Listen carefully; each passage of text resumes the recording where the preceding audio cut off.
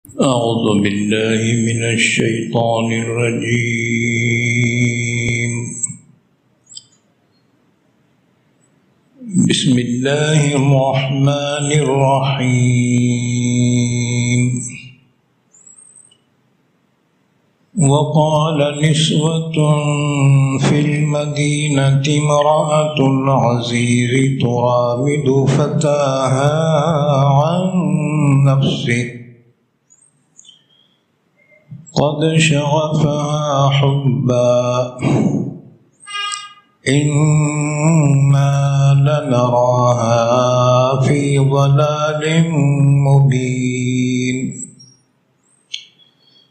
فلما سمعت بمكرهن أرسلت إليهن وأعتدت لهن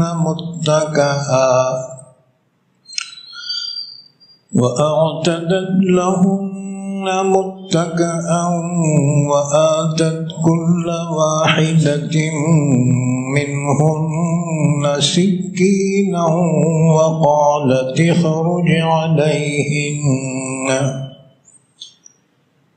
فلما رأينه أكبرنه وقطعن أيديهن وقلن حاش لله ما هذا بشرا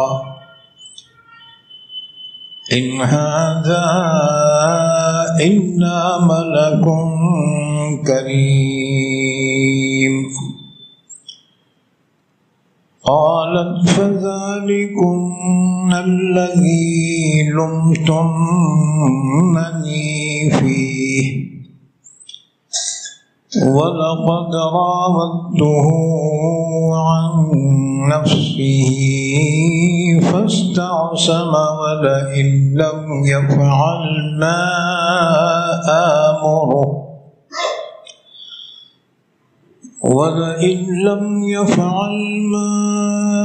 آمره ليسجنن وليكون من الصاغرين.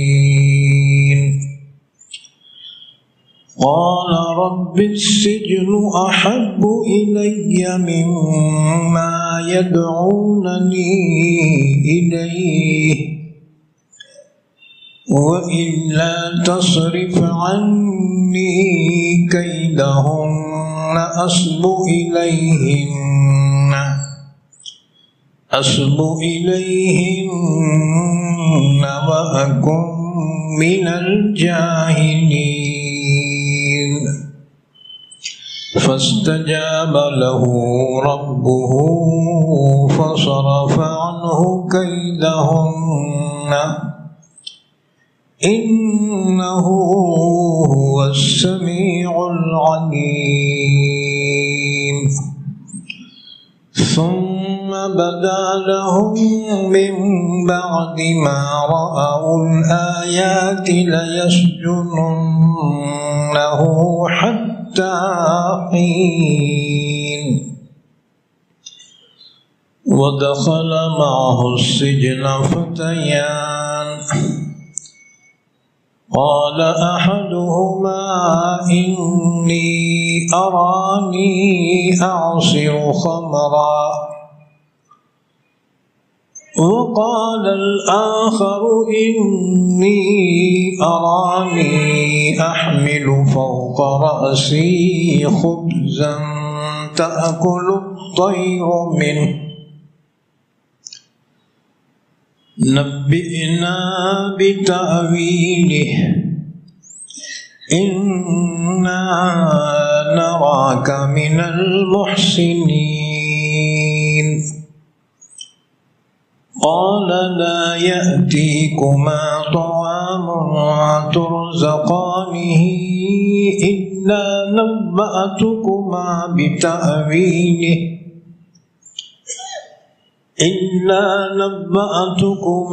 بتأويله قبل أن يأتيكما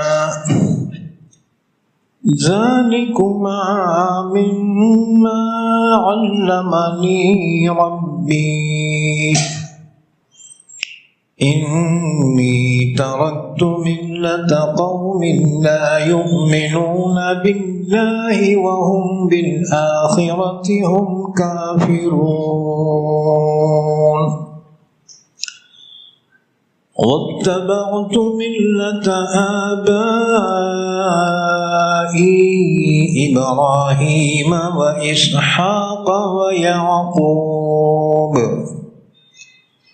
ما كان لنا أن نشرك بالله من شيء ذلك من فضل الله علينا وعلى الناس ولكن أكثر الناس لا يشكرون يا صاحب السجن أأرباب متفرقون خير أم الله الواحد القهار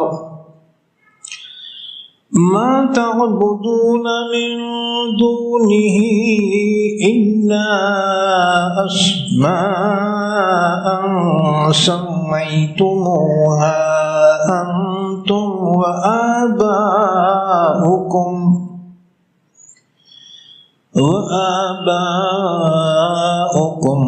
ما أنزل الله بها من سلطان إن الحكم إلا لله أمر ألا تعبدوا إلا إياه ذلك الدين القيم ولكن أكثر الناس لا يعلمون يا صاحب السجن أما أحدكما فيسقي ربه خمرا وأما الآخر فيصلب فتأكل الطير من رأسه قضي الأمر الذي فيه تستفتيان وقال للذي ظن أنه ناج منه اذكرني عند ربك فأنساه الشيطان ذكر ربه فلبث في السجن بضع سنين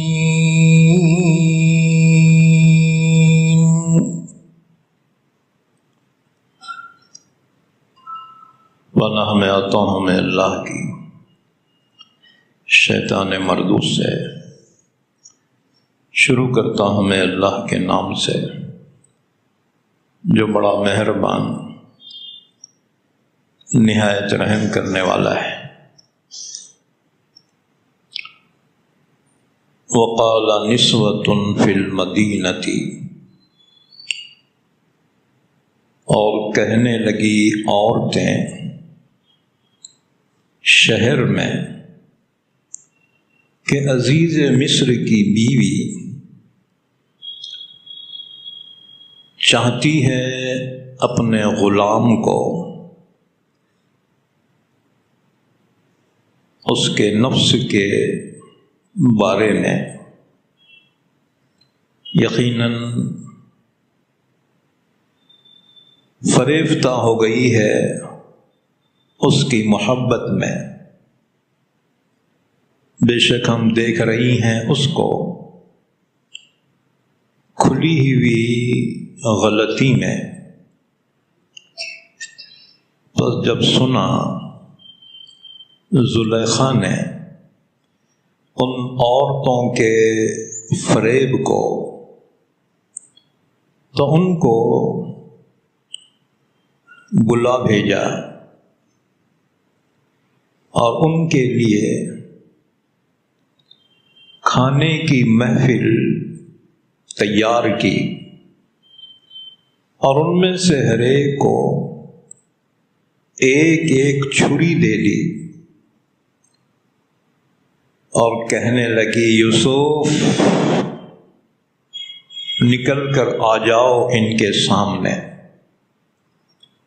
بس جب ان عورتوں نے یوسف کو دیکھا تو حیران رہ گئی اور کاٹ لیا انہوں نے اپنے ہاتھوں کو اور کہنے لگی اللہ کی پناہ، یہ کوئی انسان نہیں ہے، یہ تو کوئی معزز فرشتہ ہے۔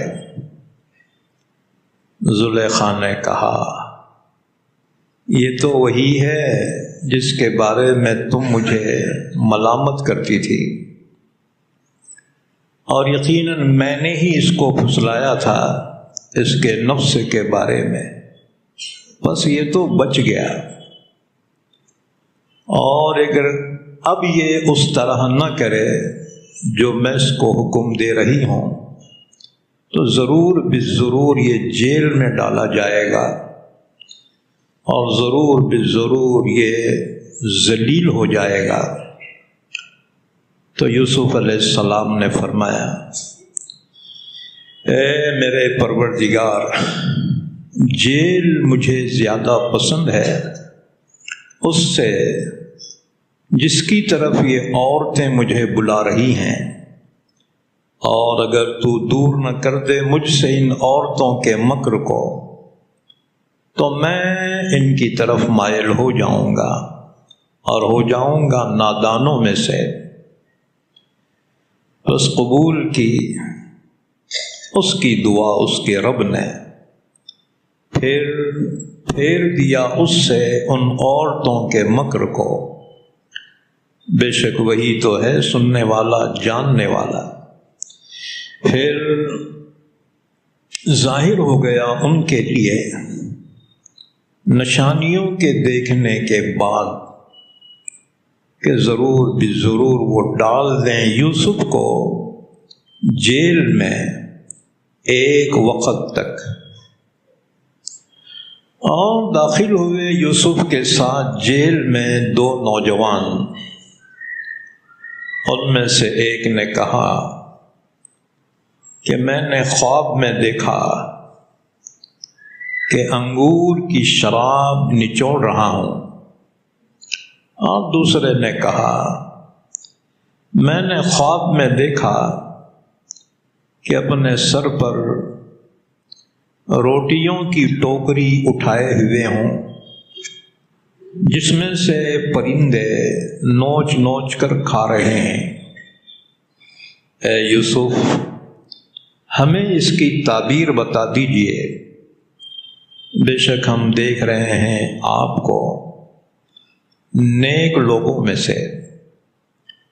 یوسف علیہ السلام نے فرمایا نہیں آئے گا تمہارے پاس کھانا جو تم کو دیا جاتا ہے، مگر میں اس سے پہلے تمہارے خواب کی تعبیر بتا دوں گا کہ وہ کھانا تمہارے پاس آ جائے۔ یہ سب اس میں سے ہے جس کا علم دیا ہے مجھ کو میرے رب نے۔ میں تو چھوڑ چکا اس قوم کے دین کو جو اللہ پر ایمان نہیں رکھتے اور وہ آخرت کا انکار کرنے والے ہیں۔ میں نے تو اتباع کی اپنے باپ دادا ابراہیم اور اسحاق اور یعقوب کے مذہب کی۔ ہمارے لیے جائز نہیں ہے کہ اللہ کے ساتھ کسی کو ہم شریک کریں۔ یہ سب اللہ کا فضل ہے ہم پر اور لوگوں پر، اور لیکن اکثر لوگ شکر نہیں کرتے۔ یوسف علیہ السلام نے فرمایا اے میرے جیل کے ساتھیوں، کیا الگ الگ معبود بہتر ہیں یا ایک اللہ جو زبردست ہے؟ تم لوگ اللہ کے علاوہ جن کی پرستش کرتے ہو وہ محض نام ہی نام ہیں جن کو تم نے اور تمہارے باپ داداؤں نے رکھا ہے۔ اللہ نے اس پر کوئی سند نازل نہیں کی۔ حکم کرنے کا اختیار تو صرف اللہ کو ہے۔ اسی نے حکم دیا کہ تم اس کے سوا کسی کی عبادت نہ کرو، یہی سیدھا دین ہے، اور لیکن اکثر لوگ نہیں جانتے۔ اے میرے جیل کے ساتھیوں، بہرحال تمہارے خواب کی تعبیر یہ ہے کہ تم میں سے ایک اپنے آقا کو شراب پلائے گا، اور بہرحال دوسرا تو اس کو پھانسی پر چڑھا دیا جائے گا، پھر پرندے اس کے سر میں سے نوچ نوچ کر کھائیں گے۔ معاملے کا فیصلہ ہو چکا جس کے بارے میں تم پوچھ رہے تھے، اور یوسف علیہ السلام نے اس شخص سے کہا جس کے بارے میں خیال کیا کہ ان دونوں میں سے وہ نجات پانے والا ہے، اس سے کہا میرا تذکرہ کرنا اپنے آقا کے پاس، پھر بھلا دیا اس کو شیطان نے اپنے آقا سے تذکرہ کرنا۔ پھر یوسف جیل میں رہے اور چند سالوں تک۔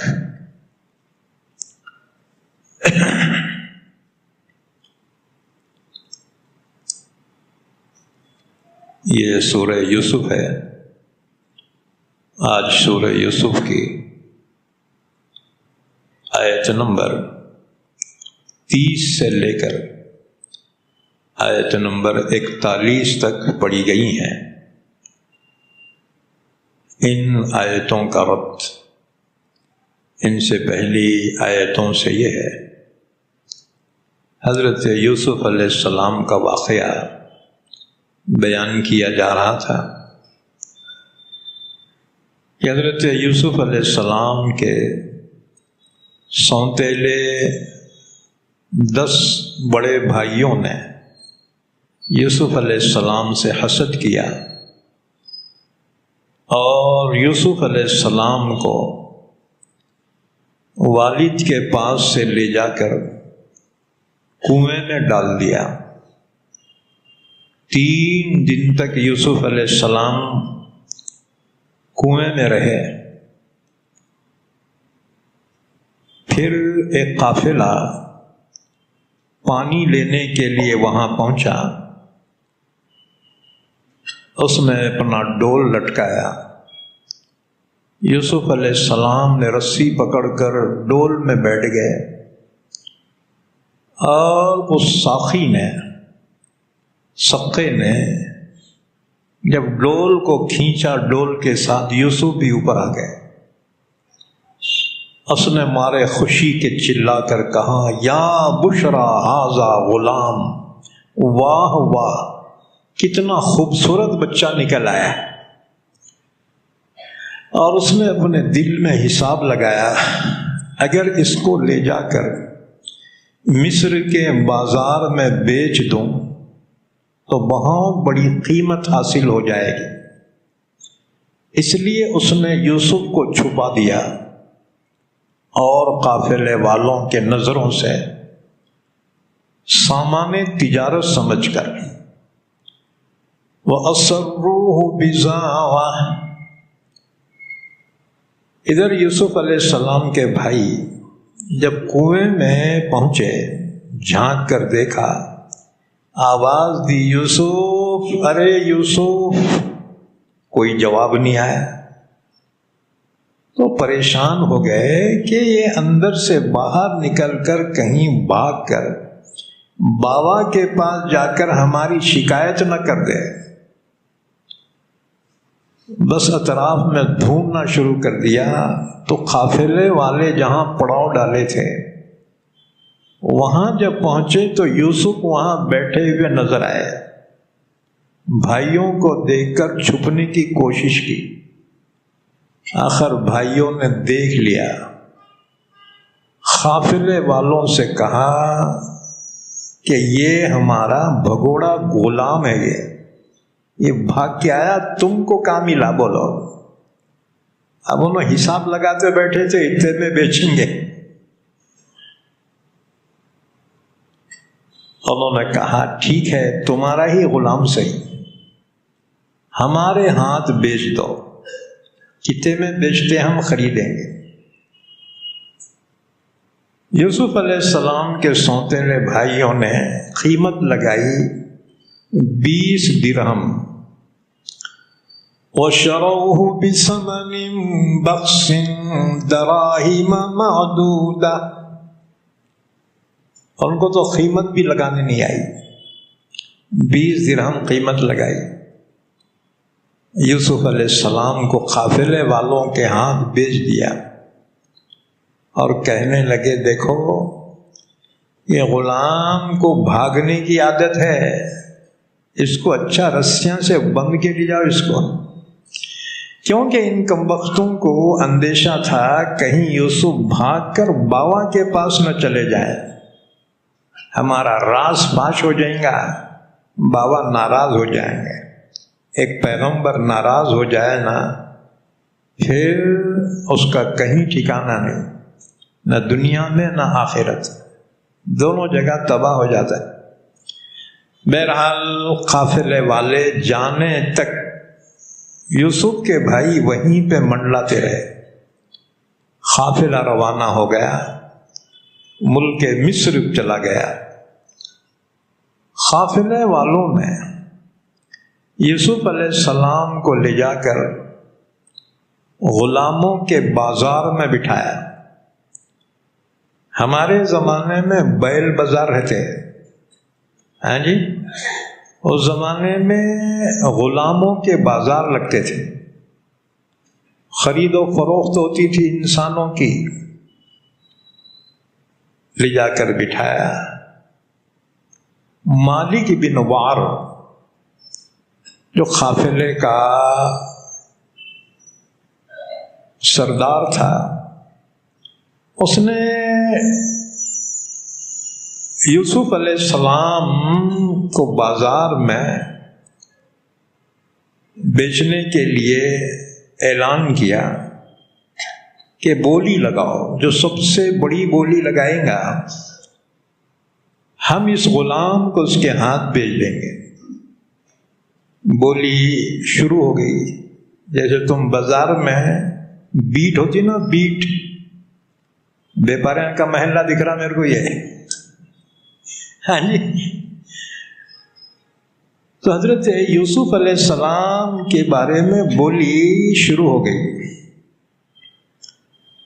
آپ اتنے حسین و خوبصورت تھے، رسول اللہ صلی اللہ علیہ وسلم نے فرمایا شب معراج میں تیسرے آسمان پر یوسف علیہ السلام سے میں نے ملاقات کی۔ حضرت جبریل امین نے تعارف کروایا، ان سے ملیے، سلام کیجئے، یہ یوسف علیہ السلام ہے۔ حضور فرماتے ہیں میں نے سلام کیا، فسلمت علیہ، میں نے سلام کیا، ورد السلام، انہوں نے سلام کا جواب دیا اور مبارکباد پیش کی، مرحبا بالاخ الصالح والنبی الصالح، نیک بھائی اور نیک نبی کی آمد پر میں مرحبا کہتا ہوں، مبارکباد دیتا ہوں۔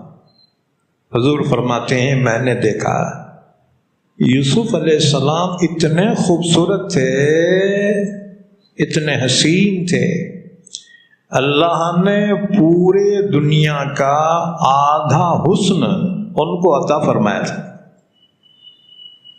دنیا میں جو خوبصورت لوگ رہتے نا، دیکھے تو دیکھنا چ معلوم ہوتا ہے، نظر ہٹتی نہیں۔ اندازہ لگاؤ، یہ آدھے حسن میں سے دنیا کے حسینائیں اور حسین ہیں، اور پورا آدھا حسن اللہ نے یوسف علیہ السلام کو عطا فرمایا تھا۔ تو رسول اللہ صلی اللہ علیہ وسلم نے فرمایا اللہ نے یوسف علیہ السلام کو دنیا کا آدھا حسن عطا فرمایا تھا، بڑے حسین تھے۔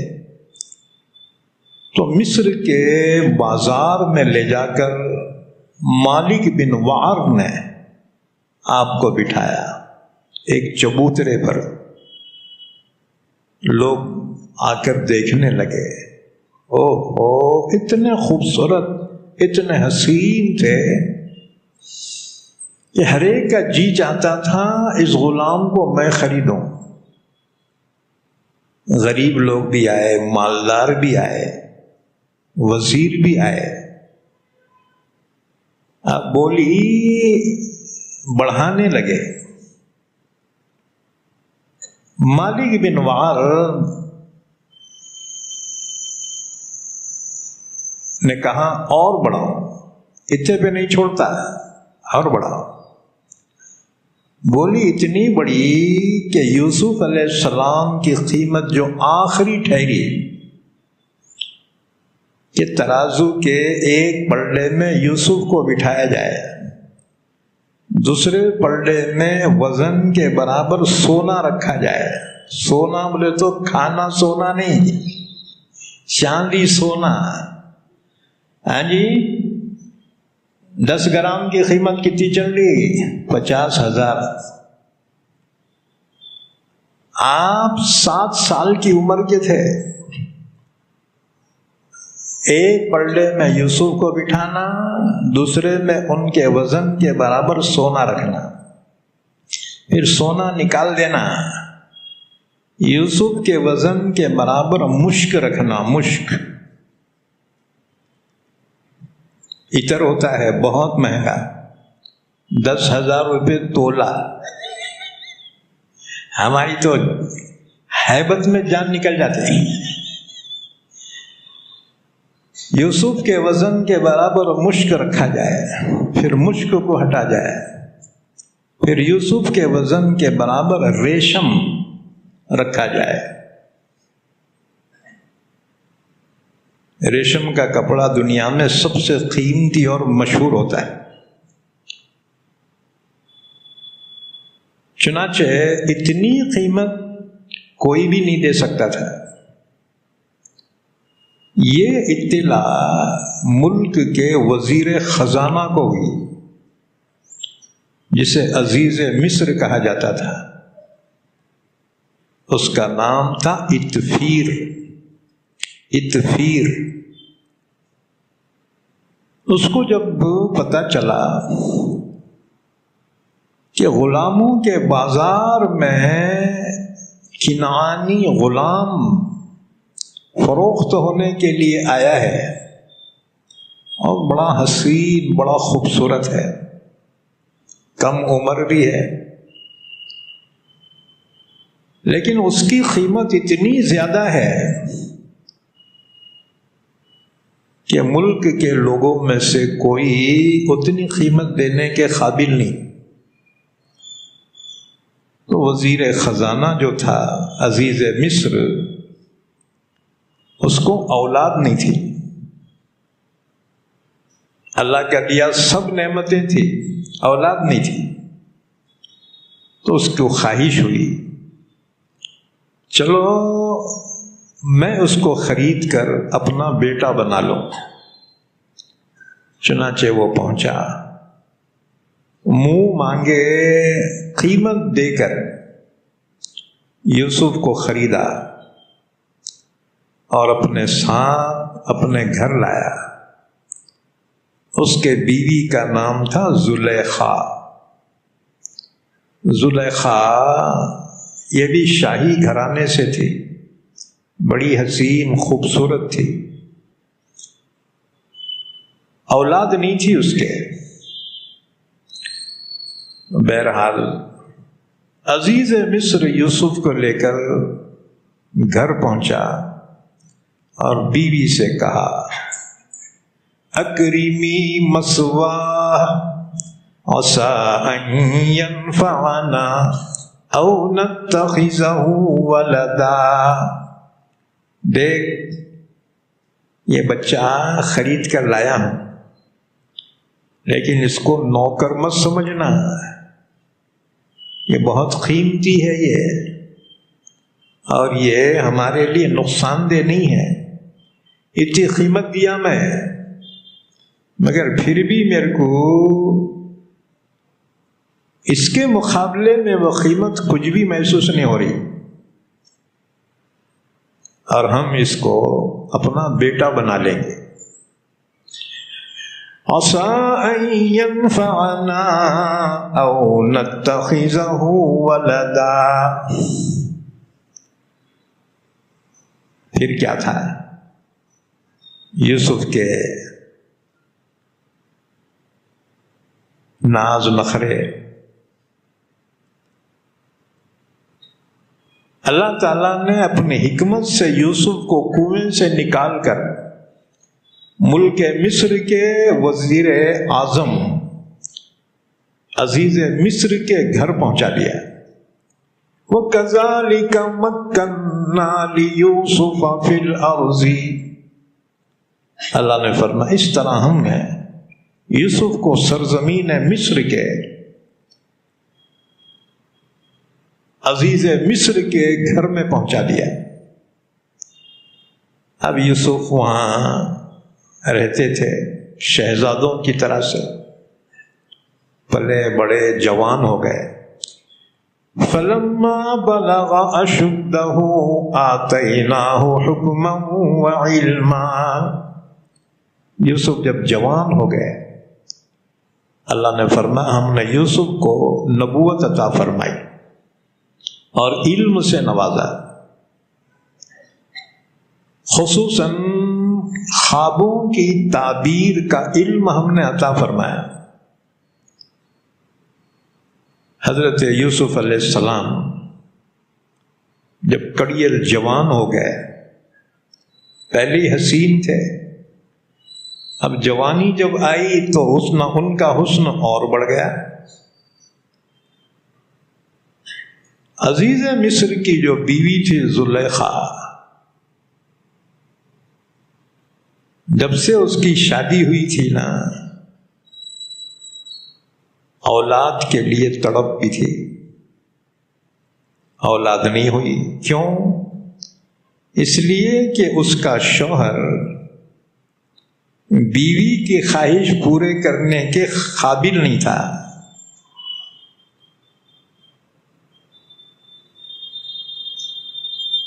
اب بتاؤ، صرف عزت کے خاطر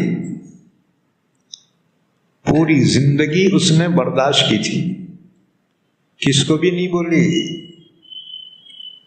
کہ اس کا شوہر اس کی خواہش پوری نہیں کر سکتا۔ بعض عورتیں رہتی عزت میں ہی مر جاتی ہیں، لیکن جب دیکھا یوسف کی جوانی کو اور خوبصورتی کو، بس جی اس کی نیت خراب ہو گئی، کیونکہ رکاوٹ کوئی بھی نہیں تھی۔ یوسف اس کے گھر میں رہتے تھے، حضرت یوسف علیہ السلام کو کسی بہانے سے تنہائی میں لے کر یوسف سے اپنی خواہش پوری کروانا چاہتی تھی، لیکن یوسف کوئی بہانہ کر کے اس کے ہاتھ سے نکل جاتے تھے۔ ایک دن اس نے پلان کی، پورے نوکرانیاں سب کو چھٹی دے دی۔ اب یوسف کہیں جا نہیں سکتے تھے، غلام تھے ان کے، اپنے محل کے 7 دروازے بند کر کے یوسف کو اپنے خاص کمرے میں گناہ کی دعوت دی۔ وقالت حیت لک، کہنے لگی آجا یوسف میری خواہش پوری کر دے۔ قال معاذ اللہ انہ ربی احسن مثوائے، یوسف علیہ السلام نے فرمایا ہرگز نہیں، تیرا شوہر میرا محسن ہے، مجھ پر اتنے احسانات کیا اور تو اپنے شوہر کی امانت ہے، میں تھوڑی سی لذت کے خاطر اپنے محسن کے امانت میں خیانت نہیں کر سکتا۔ قال معاذ اللہ، یوسف نے کہا اللہ کی پناہ، یہ تو میرے سے نہیں ہو سکتا۔ انہ ربی احسن مثوائے، تیرا شوہر میرا محسن ہے، مجھے اچھا ٹھکانہ دیا، مجھ پر اتنے احسانات کیے، میں تیرے شوہر کی امانت میں خیانت نہیں کرتا۔ اور وہاں سے بھاگے، زلیخا اس کے پیچھے بھاگی۔ اللہ کے حکم سے یوسف دروازے کے قریب پہنچتے، دروازے کھل جاتے، یوسف باہر نکلتے چلے گئے، آخر 7ویں دروازے کے پاس زلیخا نے دوڑ کر پیچھے سے یوسف کا قمیص پکڑ لیا، کھینچنے لگی، خواہش سے اتنی مغلوب ہو گئی تھی، چاہے جو ہو آج تو اس کو چھوڑتی نہیں، قمیص پکڑ لیا، آپ نے جھٹکا مارا، ٹر کر کے قمیص پھٹ گیا اور یوسف گیٹ کے باہر ہو گئے۔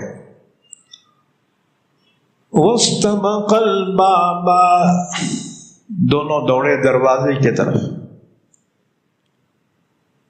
وَأَلْفَ يَا سَيِّدَهَا لَدَى الْبَابِ، ادھر قمیص پھٹ گیا لیکن یوسف پھر بھی جھٹکا مار کے نکل گئے۔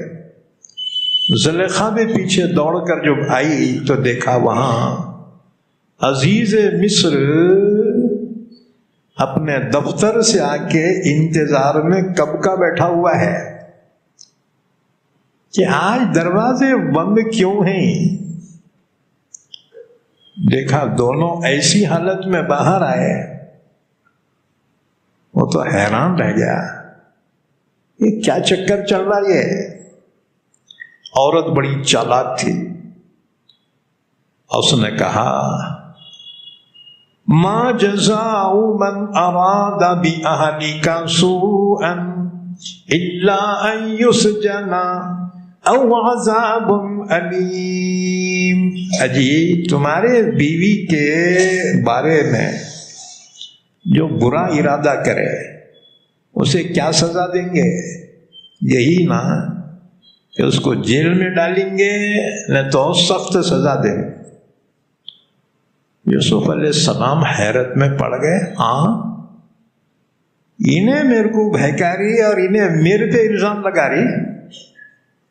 یوسف علیہ السلام نے فرمایا قال ہی راودتنی عن نفسی، انہیں جھوٹ بول رہی، انہیں میرے کو بہکاری تھی، میں بھاگ کے نکلا، انہیں پیچھے پیچھے بھاگ کے آگے۔ وہ سمجھ گیا، ہاں جی مرد کی بری نیت ہوتی، انہیں بھاگ کے باہر کیوں آتا؟ ضرور ہے یہ پاک دامن ہے تبھی تو بھاگا ہے۔ اچھا اس کے پیچھے عورت بھاگ کے کیوں آتی؟ انہیں سمجھ گیا، لیکن بدنامی کو ڈر کے انہیں بولا تم دونوں پہلے اندر چلو ورنہ بوما بوم ہو جائیں گی۔ بڑے لوگ جو ہے نا بدنامی کو بہت ڈرتے، کہتے ہیں نا بد اچھا بدنام برا۔ انہیں بولا پہلے اندر چلو، اندر لے کے دروازہ بند کر دیا اور اس کے بعد تحقیق شروع کر دی اس نے۔ زلیخا کے رشتے کا ایک معصوم بچہ جھولے میں سو رہا تھا، اچانک اٹھ کے بیٹھا، بولنا شروع کر دیا، پورے گھر والے جمع ہو گئے، ارے بچہ باتاں کر رہا۔ بچے نے وہاں اس مقدمے کا فیصلہ سنایا، ججمنٹ دیا۔ اس نے کہا اس دن جس دن یہ واقعہ ہوا اس دن کا یوسف کا قمیص منگا کے دیکھو، ان کان قمیصہ قد من قبل فصدقت وهو من الکاذبین، یوسف کا قمیص آگے سے پھٹا ہے تو عورت سچی ہے، یوسف جھوٹے ہیں۔ وَإِن كَانَ قَمِيصُهُ قُدَّ مِن دُبُرٍ فَكَذَبَتْ وَهُوَ مِنَ الصَّادِقِينَ، اور اگر قمیص پیچھے سے پھٹا ہوا ہے تو یوسف سچے، عورت جھوٹی۔ انہوں بچاؤ کے لیے بھاگ رہے ہوں گے، انہیں پیچھے پکڑ کے کھینچی ہوں گی۔ اب قمیص منگایا گیا، اس دن کا جب دیکھا قمیص پیچھے سے پھٹا ہوا ہے۔ فَلَمَّا رَأَىٰ قَمِيصَهُ قُدَّ مِن دُبُرٍ قَالَ إِنَّهُ مِن كَيْدِكُنَّ إِنَّ كَيْدَكُنَّ عَظِيمٌ۔ عزیز مصر نے جب قمیص دیکھا پیچھے سے پھٹا ہوا ہے، عورت کو فل گالیاں دیا، یہ سب تمہاری مکاری ہے، کمبخت۔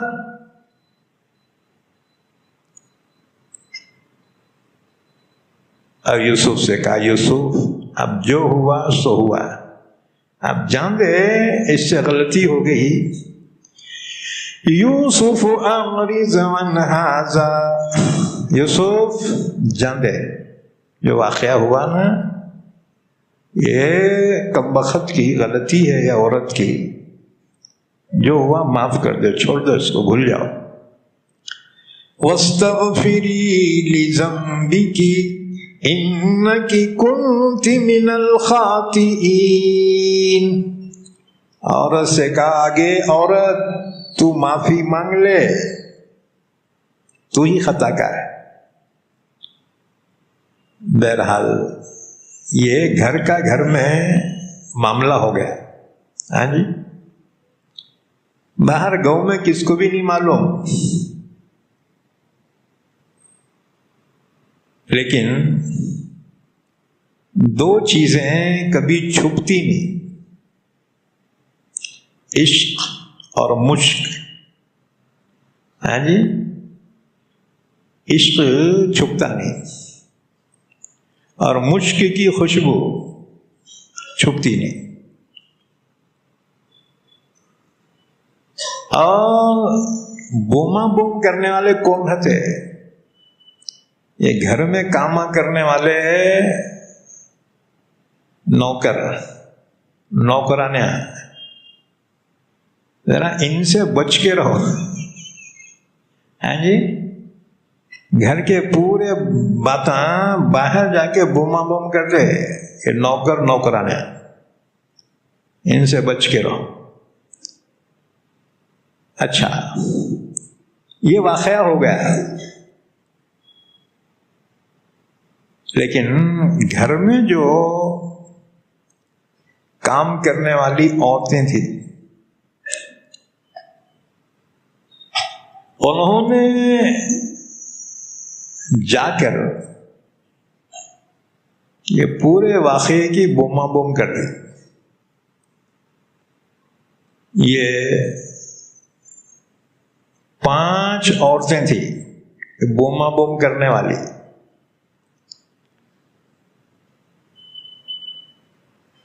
ایک کمانڈر کی بیوی، دوسرے واٹر سپلائر کا جو منتری تھا اس کی بیوی، اور تیسرے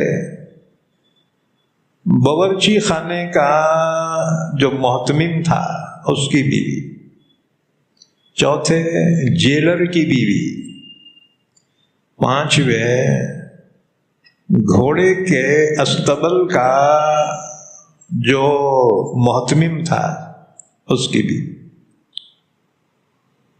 اصل میں جو گھر کے کام کرنے والے عورتیں تھے نا، ان کو اگرچہ منع کیا گیا تھا، لیکن عورتوں کے پیٹ میں بات کبھی نہیں رہتی. نکو بول کے بولے تو انہیں بولے سوا اس کو کھانا ہی ہضم نہیں ہوتا. پرانے زمانے کا واقعہ ہے، ایک عورت قاضی صاحب کے گھر کو آئی، دروازہ بند تھا، اچانک دھڑ بول کے کھول کے اندر آئی، دیکھا رمضان کا مہینہ قاضی صاحب کھانا کھاتے بیٹھے.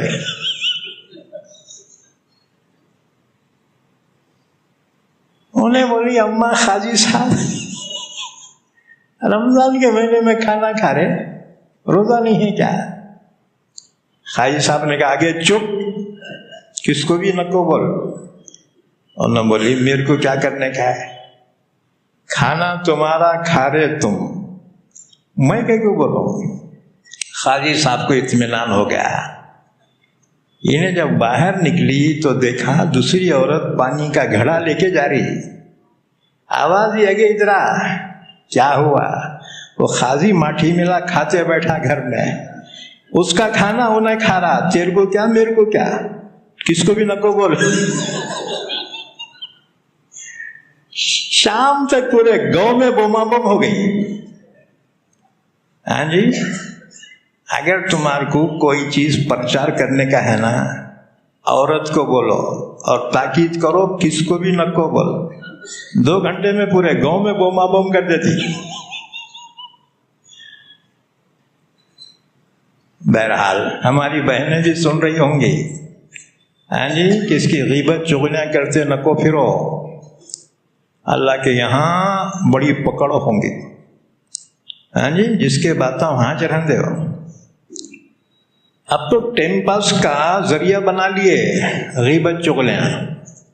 ہاں جی، خاص طور سے یہ بوڑھے عورتیں بہو پکاتی آئے تھا، پکا کے دیتے، انہیں چائے بھی دیتی، انہیں کھانا کھا کے چائے پی کے سیدھا پڑوسن کے پاس جاتی. اب جو غیبت جو چغلیاں انہیں اپنے بھوا کی غیبت کرتی، وہاں کی بڈھی اپنے بھوا کی جو ہے غیبت کرتی. کتنا ثواب مل رہا دونوں بڈھیاں کو. فرشتے ایسا جوتے ماریں گے، کھن کھن لگیں گے، تیرے کچھ کامات ہے کہ نہیں. غیبت چغلی مت کرو، بہت بڑا گناہ ہے، یاد رکھو. ہاں جی، بہرحال اللہ تعالیٰ معاف فرمایا. تو یہ گھر کی کام کرنے والی عورتیں، انہوں نے جا کر جو ہے پورا بوما بم کر دیا. یہ نوکراں، گھر کے نوکراں جا کے اپنے عورتوں کو بولے، انہیں کھانا پکاتے بیٹھی نہیں، جا کے بیٹھا، آگے تیرے کو معلوم کیا ہوا جی. ایسی باتیں عورتوں کو بہت شوق سے سننا معلوم ہوتا ہے. کیا ہوا جی، آگے تیرے کو نہیں معلوم. عزیز مصر کی بیوی زلیخا ہے نا، یہ غلام ہے بڑا خوبصورت، دونوں کا چکر چل رہا، کس کو بھی نہ کو بول، میں تیرے کچھ بول رہا ہوں. اب وہ عورتیں نوکراں کی وہ کام کرتے تھے دوسرے منتریوں کے گھر میں، وہاں جا کے ان کے عورتوں کو بول دیے. اب جس نے بھی سنا کہنے لگی کیا بذوق عورت ہے عزیز مصر کی، اسے عشق لڑانا تھا کسی اپنے لیول والے سے لڑانا تھا، عشق لڑا رہی تو غلام سے لڑا رہی. امرأة العزیز تراود فتاها عن نفسه قد شغفها حبا. کب سے چکر چل رہا کہ غلام سے چکر چلا رہی، کم وقت بڑی بدذوق ہے. اچھا بولنے کو بدذوق بولتی اس کو، لیکن دل میں اپنے خواہش ہو رہی اللہ وہ غلام کتنا خوبصورت ہوگا، ہمارے کو ایک نظر دکھنا انہیں. جی اللہ نے فرمایا مکرہن، یہ ان کی سازش تھی کم وقتوں کی. گالیاں تو دے رہی ہے عزیز مصر کی بیوی زلیخا کو، لیکن دل میں لڈو پھوٹ رہے، کاش کہ وہ غلام ہم ایک مرتبہ تو دیکھ لیتے، کیسا غلام ہوگا وہ. بہرحال وہ 5 عورتوں نے پورے گاؤں میں بوما بوم کر دیے.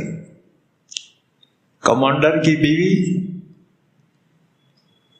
اور واٹر سپلائر کی بیوی، باورچی خانے کے محتمم کی بیوی، جیلر کی بیوی، اور استبل کے یعنی طبیلے جانور کے طبیلوں کے محتمم کی بیوی.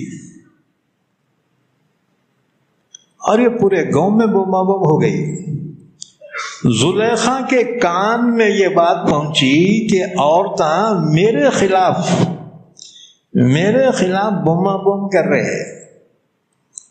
اور اس نے کہا اچھا ٹھیک ہے، ان کو تو ہاتھ بتاتی میں. چنانچہ زلیخا نے پلاننگ کی، کھانا پکایا، اب دعوت رکھی. متکا سے مراد ہے دعوت. ان عورتوں کی دعوت کا اہتمام کیا اور ان کو دعوت نامے دیے کہ ہمارے گھر میں تمہاری دعوت ہے، ضرور آنا. اب دعوت نامے جب پہنچے ان کو، وہ عورتیں بہت خوش ہو گئے، چلو اس بہانے سے اس کنعانی غلام کو دیکھنے کا موقع تو ملے گا. اب وہ بھی کم بخت بن سور کے آ گئی دعوت میں. عورتیں دیکھو دعوت میں کہنا بہت بن سور کے جاتے ہیں، اور گھر میں رہے تو ارے ایسے بری صورت سے رہتے ہیں پوچھو مت. حالانکہ بننا سورنا شوہر کے لیے ہونا چاہیے تھا. ہاں جی، رسول اللہ صلی اللہ علیہ وسلم نے فرمایا جو عورت اکیلی اپنے گھر سے نکلتی ہے بن سور کے، استشرفها الشیطان، تو شیطان اس کی تانک جھانک کرتا ہے.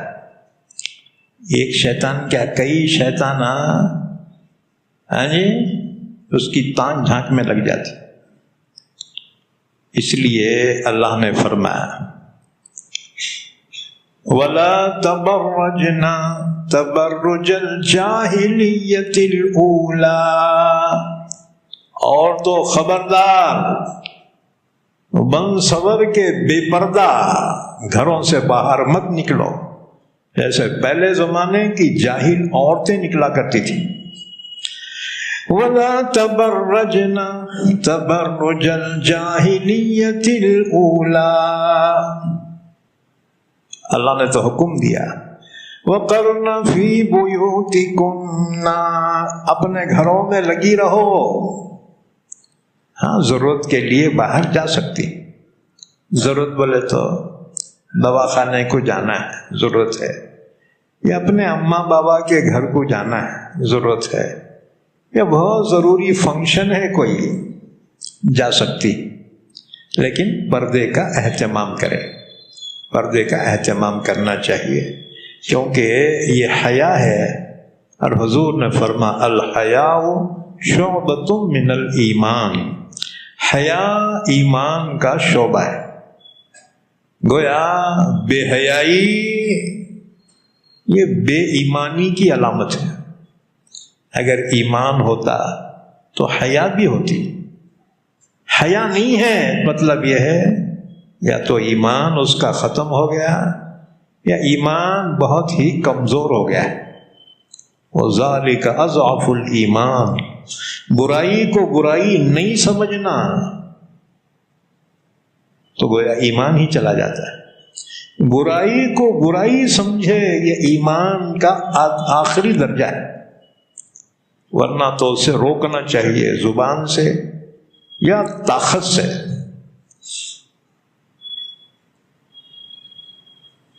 اب یہ عورتیں، زلیخا نے دعوت دی، ان کو بلایا، یہ عورتیں چلی. یہ سب منتریوں کی عورتیں تھے. یہ 5 عورتیں منتریوں کی عورتیں تھے، یہ ملک مصر کے. جب یہ وہاں پہنچی ہیں زلیخا کے گھر، زلیخا کا محل تھا، بہت بڑا محل، وزیر خزانہ کا محل تھا وہ، عزیز مصر کا. وہاں جب پہنچی تو اس نے غالیچہ بچھایا، پھر دسترخوان بچھایا تھا، گو تکیے لگا دیے تھے، گو تکیے، اور سامنے کھانے کے ساتھ پھلوں کی ٹوکریاں رکھ دی، پھلوں کی.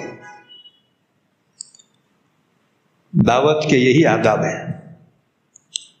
ہاں جی، کھانا بھی رکھو، اللہ توفیق دیا پھل بھی رکھو.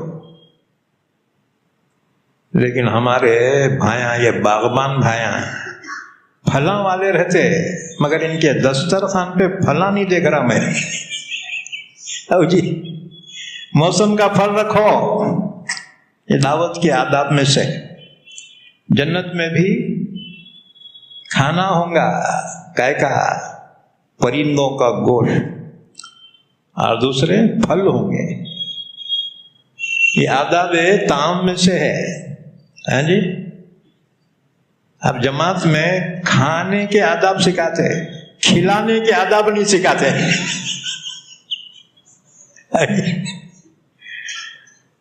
اب ہر جماعت میں بولتے ہیں کھانے کے آداب بیان کرو. ارے وہ کھانے کے آداب ہیں، ذرا کھلانے کے آداب بھی بیان کرو، تاکہ بخیلوں کو پتہ چلے کھانا کھلانا کیسا رہتا ہے. بہرحال اسلام کامل مذہب ہے، ہر چیز کی تعلیم اسلام میں دی گئی. تو زلیخا نے جو دعوت دی عورتوں کی، کھانا اور ٹوکریوں میں پھل رکھے، اور پھلوں کے ساتھ چھریاں رکھ دی. چھری، ابھی بھی انگریزاں جو ہے نا ہاتھ سے نہیں کھاتے، کم وقت چھریاں سے کھاتے ہیں. یہ تم حج کے لیے جاتے نا عمرے کے واسطے ہوائی جہاز میں، انہوں کھانے کے واسطے جو دیتے نا وہ چھریاں بھی دیتے، پلاسٹک کے چھریاں دیتے، اس میں چمٹے چھریاں. غیر مسلموں کے کھانے کا طریقہ، یورپین کے، اس زمانے میں بھی تھا. پھلوں کے ساتھ چھریاں بھی رکھ دی جاتی تھی. عربی میں چھری کو سکین کہتے ہیں. وَآتَتْ كُلَّ وَاحِدَةٍ مِّنْهُنَّ سِكِّينًا، ہر ایک کو ایک ایک چھری پھلوں کو واسطے. اب عورتیں جو ہے کھانا کھا لیے، اب پھل کھا رہی ہیں. پھل گو تکیے پہ ایک ہاتھ ٹیک لگا کے، ہاتھ میں پھل، چھری کاٹ کاٹ کے کھا رہی. عورتیں کھاتے کم، باتیں زیادہ کرتے ہیں. ہاں جی، ان کا کھانا کم رہتا، باتیں زیادہ. اب باتیں کرتے ہوئے کھا رہی. جب مجلس جو ہے گرم ہو گئی، زلیخا نے آواز دی یوسف علیہ السلام کو، یوسف ذرا یہاں آؤ. یوسف علیہ السلام سمجھے کچھ کام کے واسطے بلا رہی ہوں گی. آپ جیسی اندر آئے، عورتوں کے ہاتھوں میں پھل اور چھریاں ہیں. ابھی باتیں کرتے کرتے کاٹ کے کھا رہی، اتنے میں یوسف آ کے کھڑے ہو گئے۔ جب یوسف کو دیکھا، اتنے حسین خوبصورت زندگی میں کسی کو نہیں دیکھا تھا۔ فَلَمَّا رَأَيْنَهُ أَكْبَرْنَهُ وَقَطَّعْنَ أَيْدِيَهُنَّ، جب یوسف کو دیکھا اتنے خوبصورت، عورتیں تو حیرت میں پڑ گئی، کہنے لگی اماں اتنا حسین۔ جب حسن یوسف کو دیکھ رہی تھی انہیں ہوش نہیں رہا، اور پھل کٹ گیا چھری سے، اور ہاتھ پہ چھری چل گئی، خون ٹپک رہا، لیکن یوسف کو دیکھنے میں اتنی محو ہو گئی کہ انہیں پتہ ہی نہیں چلا کہ پھل کٹ کے ہاتھاں کٹ رہے ان کے، خونا خون ہو رہی۔ تب زلیخا نے آواز دی، او بیگمات مصر، فَذَلِكَ الَّذِي لُمْتُنَّنِي فِيهِ، یہی ہے وہ غلام، عبرانی غلام، میرے کو تانا دے رہی تھی نا، کتنی بذوق ہے عزیز مصری کی بیوی، اپنے غلام سے عشق لڑا رہی ہے۔ دیکھا، ایک مرتبہ تم نے دیکھا تمہارے ہوش فاختہ ہو گئے، ذرا ہاتھاں دیکھو، خوب ٹپک رہا، یعنی ہاتھاں جھڑ گئے نہیں تھے ان کے، کٹ گئے تھے۔ وَقَطَّعْنَ أَيْدِيَهُنَّ، انہوں نے اپنے ہاتھوں کو کاٹ لیا، ہوش نہیں تھا۔ یوسف کے حسن کے دیدار میں اتنی محو ہو گئی کہ ہاتھ کٹ بھی گئے، انہیں پتہ بھی نہ چلا۔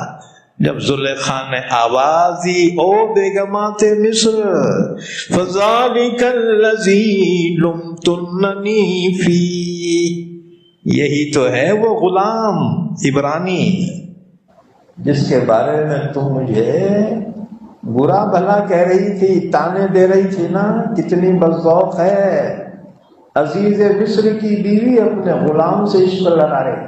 دیکھا، ایک مرتبہ دیکھا تو اپنے ہوش کھو بیٹھی۔ میں کیسا کر رہی ہوں گی، سینے میں کتنا بڑا پتھر رکھی ہوں گی میں۔ ہاں اس نے اعتراف جرم کیا، انا راودته عن نفسه، میں نے اس غلام کو پھسلایا تھا، ہو میں اسے محبت کرتی ہوں۔ فاستحسن، لیکن یہ بچ گیا، یہ بچ گیا میرے ہاتھ سے۔ دیکھو یوسف علیہ السلام کی پاک دامنی کی شہادت۔ فاستحسن، کیوں نہیں بچتے، آپ اللہ کے نبی تھے، اللہ اپنے نبی کی حفاظت فرماتا ہے۔ نبی معصوم ہوتے ہیں گناہوں سے، کیونکہ نبی اللہ کے نمائندے ہوتے ہیں۔ اللہ کا نمائندہ جو ہے کامل و اکمل ہوتا ہے، اس میں کوئی نقص کوئی عیب نہیں ہوتا، یاد رکھو۔ بہرحال دوسری روایت میں ہے، زید بن اسلم کی روایت ہے کہ جب کھانا ہو گیا اور پھل کھانے لگی عورتیں کاٹ کاٹ کر اپنے ہاتھوں سے، ہمارے پاس کیا کرتے ہیں، پھل کاٹ کے سامنے رکھتے ہیں۔ ہاں جی، اب رمضان آ رہا، افطاری میں دیکھو کاٹ کے رکھتے ہیں، یہ طریقہ نہیں ہے، بلکہ کھانے والا اپنے ہاتھ سے کاٹ کے کھائے۔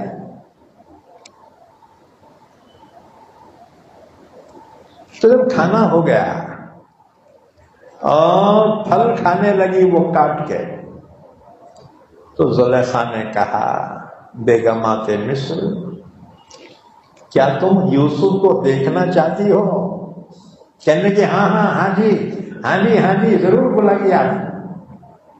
اس کا مطلب یہ تھا ان کے دل میں تھا کم بختوں کے، بظاہر زلیخا تو برا بھلا کہہ رہی تھی، لیکن دل میں شوق تھا یوسف کو دیکھنے کا۔ تو زلیخا نے کہا یوسف کو دیکھو گی؟ کہنے لگی ہاں جی ضرور بلائیے۔ آواز زلیخا میں یوسف یہاں آ جاؤ۔ یوسف سمجھے کچھ تو بھی کام کے واسطے بلا رہی ہوگی۔ جیسی داخل ہوئی اور عورتوں نے یوسف کو دیکھا، حیران رہ گئی۔ اتنا خوبصورت انسان زندگی میں کبھی نہیں دیکھا تھا۔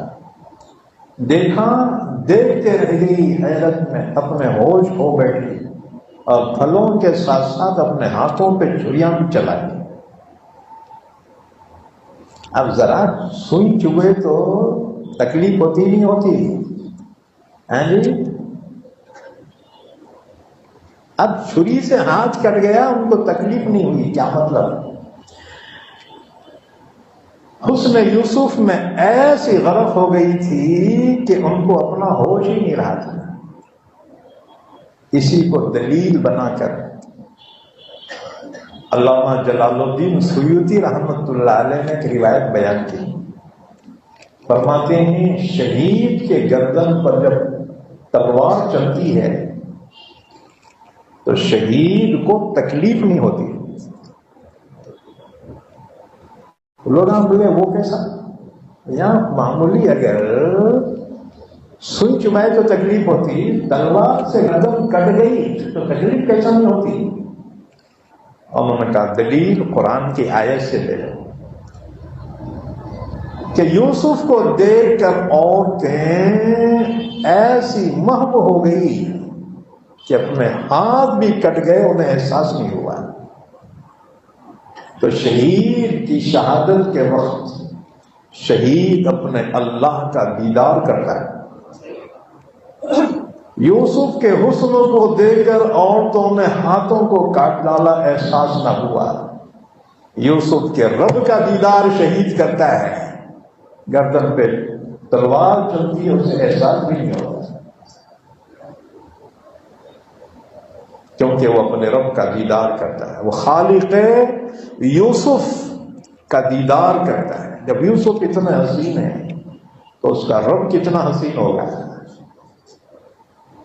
ایک شاعر کہتا ہے دنیا میں یہ سب جھگڑے ہیں نا مسلمان کافران، وہ کہتا ہے سارے جھگڑے ایک تیرے چھپنے سے پڑے، سارے جھگڑے ایک تیرے چھپنے سے پڑے، تو اگر پردہ اٹھا دے تو ہی تو ہو جائے۔ اللہ اگر اپنا دیدار کرا دے دنیا میں کوئی کافر نہیں رہے گا۔ بلبل از گل بگذرد در چمن بیند مرا، بت پرستی کہہ کند گر برہمن بیند مرا۔ اللہ اگر اپنے رخ انور سے پردے ہٹا دے دنیا میں کوئی کافر نہیں رہے گا۔ جس نے یوسف کو پیدا کیا وہ یوسف کا رب کتنا حسین ہوگا۔ تو شہید کے گردن میں جب تلوار چلتی ہے اسے اپنے رب کا دیدار نصیب ہوتا ہے، اس لیے اسے تکلیف نہیں ہوتی۔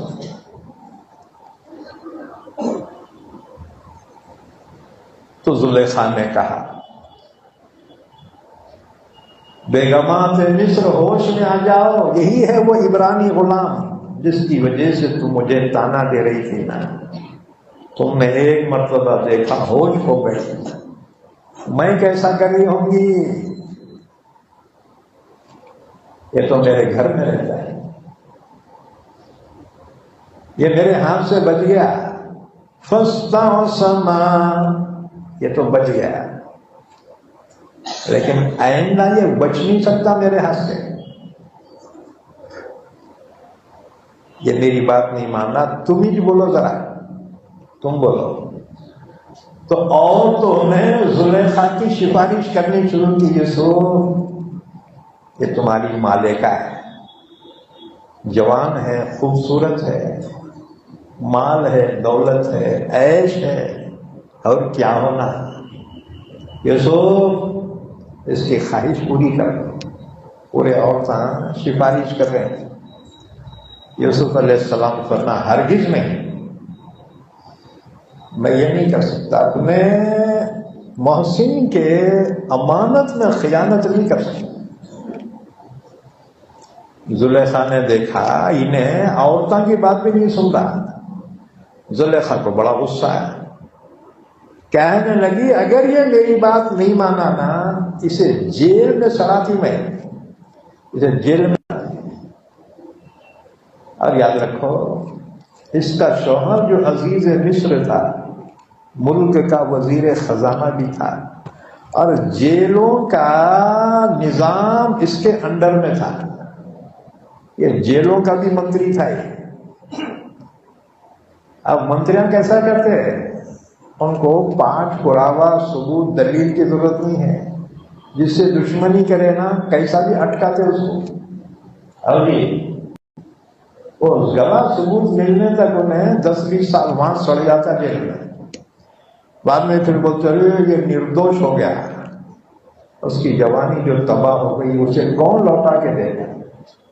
ہاں جی، اس سے جو صدمے گزرے ہیں اس صدموں کی قیمت کون ادا کرے گا؟ بعد میں بولتے سوری ہم جو ہے غلط فہمی میں ڈال دیے تھے، زندگی ہم تباہ کر دیں. بہرحال زلیخا نے دھمکی دی جیل کی کہ جیل میں ڈال دوں گی تیرے کو، ٹھہر کرا میری بات نہیں مانا تو. عورتیں بولی یوسف اگر تم نہیں مانے نا اس کی بات تمہارے کو صحیح بھی جیل میں ڈالتی. تب یوسف نے دعا کی،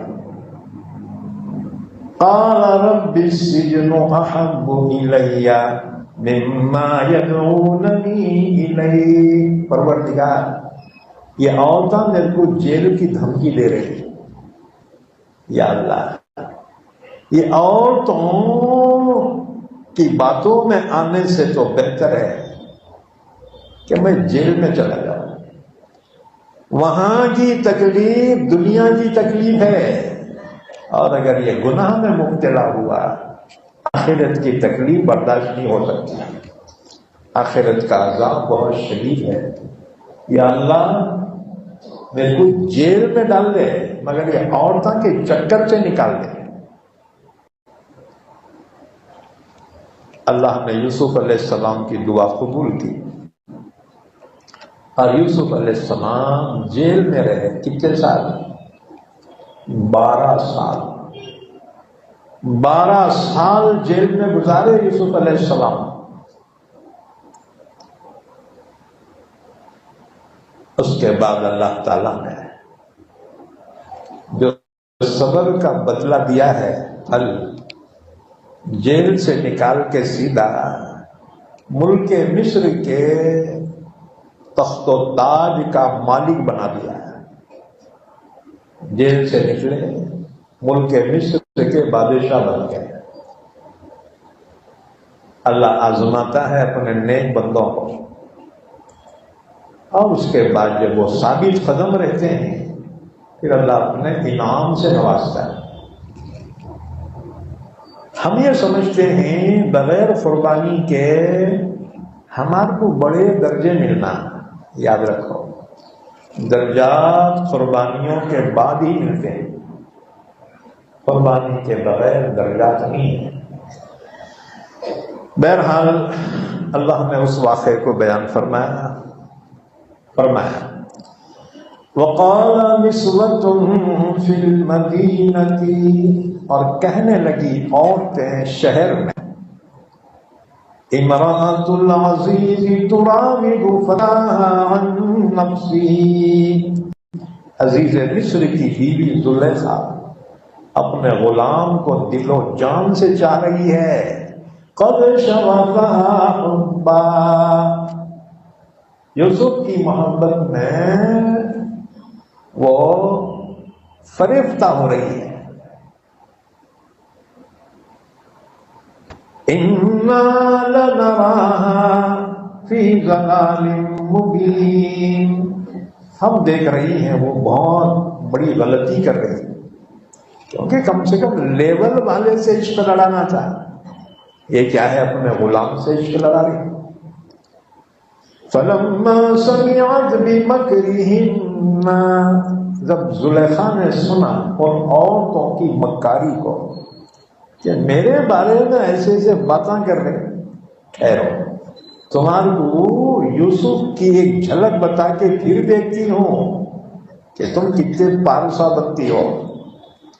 فلما سمعت بمکرہن، جب زلیخا نے سنا ان عورتوں کے مکر کو، ارسلت الیہن، ان کو دعوت دے کے بلانے کے واسطے بھیجا، نوکروں کو بھیجا، فلاں فلاں جتنے منتری ہیں نا ان کے عورتوں کو دعوت دے، ہمارے پاس دعوت ہے بولنا۔ دعوت پہنچی، وہ تو انتظار میں تھی، یوسف کو دیکھنے کے آسے مر رہی تھی، انہیں تڑپ رہی تھی وہ عورتیں۔ ارسلت الیہن، ان کو بلانے کے لیے بھیجا۔ وَأَعْتَدَتْ لَهُنَّ مُتَّكَئًا، ان کے لیے کھانے کی دعوت کا اہتمام کیا۔ جب سب آ گئی اور کھانا شروع ہوا، وَآتَتْ كُلَّ وَاحِدَةٍ مِّنْهُنَّ سِكِّينًا، ہر ایک کو ایک ایک چھری دے دی۔ جب کھانے شروع ہو گئے تو گو تکیے پہ ٹیک لگا کے ہاتھ میں پھل اور جو ہے چھریاں کاٹ کاٹ کے باتیں کر کر کے ہنس ہنس کے کھا رہی ہیں۔ اتنے میں زلیخا نے آواز دی، وقالت اخرج علیہن، یوسف آ جاؤ نکل کر حجرے سے یہاں آ جاؤ ان عورتوں کے سامنے۔ یوسف علیہ السلام جیسی آئے، فلما رأینہ اکبرنہ وقطعن ایدیہن، عورتوں نے جب یوسف کو دیکھا حیرت میں پڑ گئی، اکبرنہ حیران ہو گئی یوسف کو دیکھ کر، وقطعن ایدیہن اپنے ہوش کھو بیٹھی اور پھلوں کے ساتھ اپنے ہاتھوں کو کاٹ لیا۔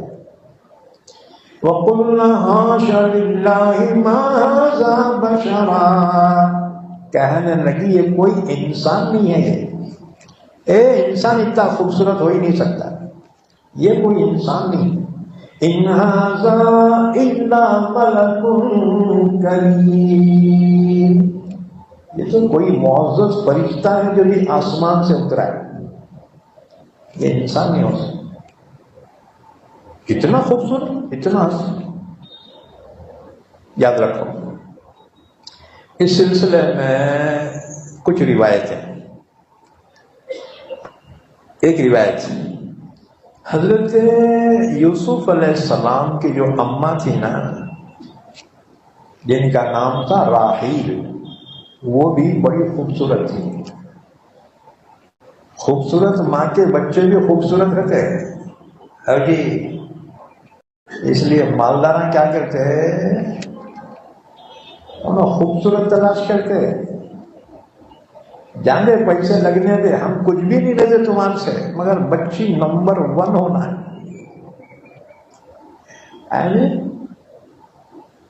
ہر ماں باپ اپنی بہو حور کے جیسا ہونا بولتے ہیں، تمہارا بچہ کیسا بھی رہتے، رن گیا تو پیسے واپس، جی اپنے بچے کو نہیں دیکھتے، انہیں کالا ہے نکٹا چپٹا ہے، مگر بہو ہونا حور کے جیسی، ہر ایک کی تمنا، ہر ایک کی خواہش۔ تو اللہ تعالیٰ نے حضرت یوسف علیہ السلام کو اور ان کی اماں راحیل کو بہت حسن عطا فرمایا۔ ایک بات یاد رکھو، حضرت یوسف علیہ السلام بہت لیٹ پیدا ہوئے، 11 سال کے بعد پیدا ہوئے۔ ان کی والدہ راحیل کو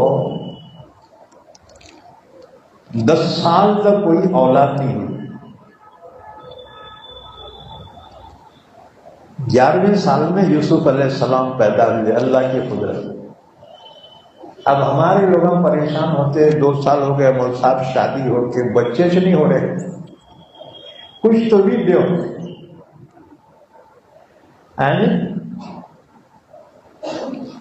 میں بھی کیا کرتا ہوں، کھجور پہ پڑھ کے دے دیتا ہوں، کیونکہ وہ پڑھنے کا اثر ہو نہ ہو، لیکن وہ سائیکولوجیکل ہے، وہ نفسیاتی، انہیں سمجھتا انہوں پڑھ کے دیے تو ضرور ہوتا ہے۔ اور حدیث قدسی ہے، اللہ نے فرمایا میں اپنے بندے کے گمان کے قریب ہوں، میرے بارے میں بندہ جیسا گمان کرتا ہے میں ویسے ہی فیصلہ کرتا ہوں۔ انا عند ظن عبدی بی فلیظن بی ما شاء۔ تو 2-3 سال ہوئے تو لوگ پریشان ہوتے، بچے سے نہیں ہو رہے، ہوتے کہ نہیں ہوتے، دوسری کرتے۔ حضرت یوسف علیہ السلام 11ویں سال میں پیدا ہوئے، 10 سال کا۔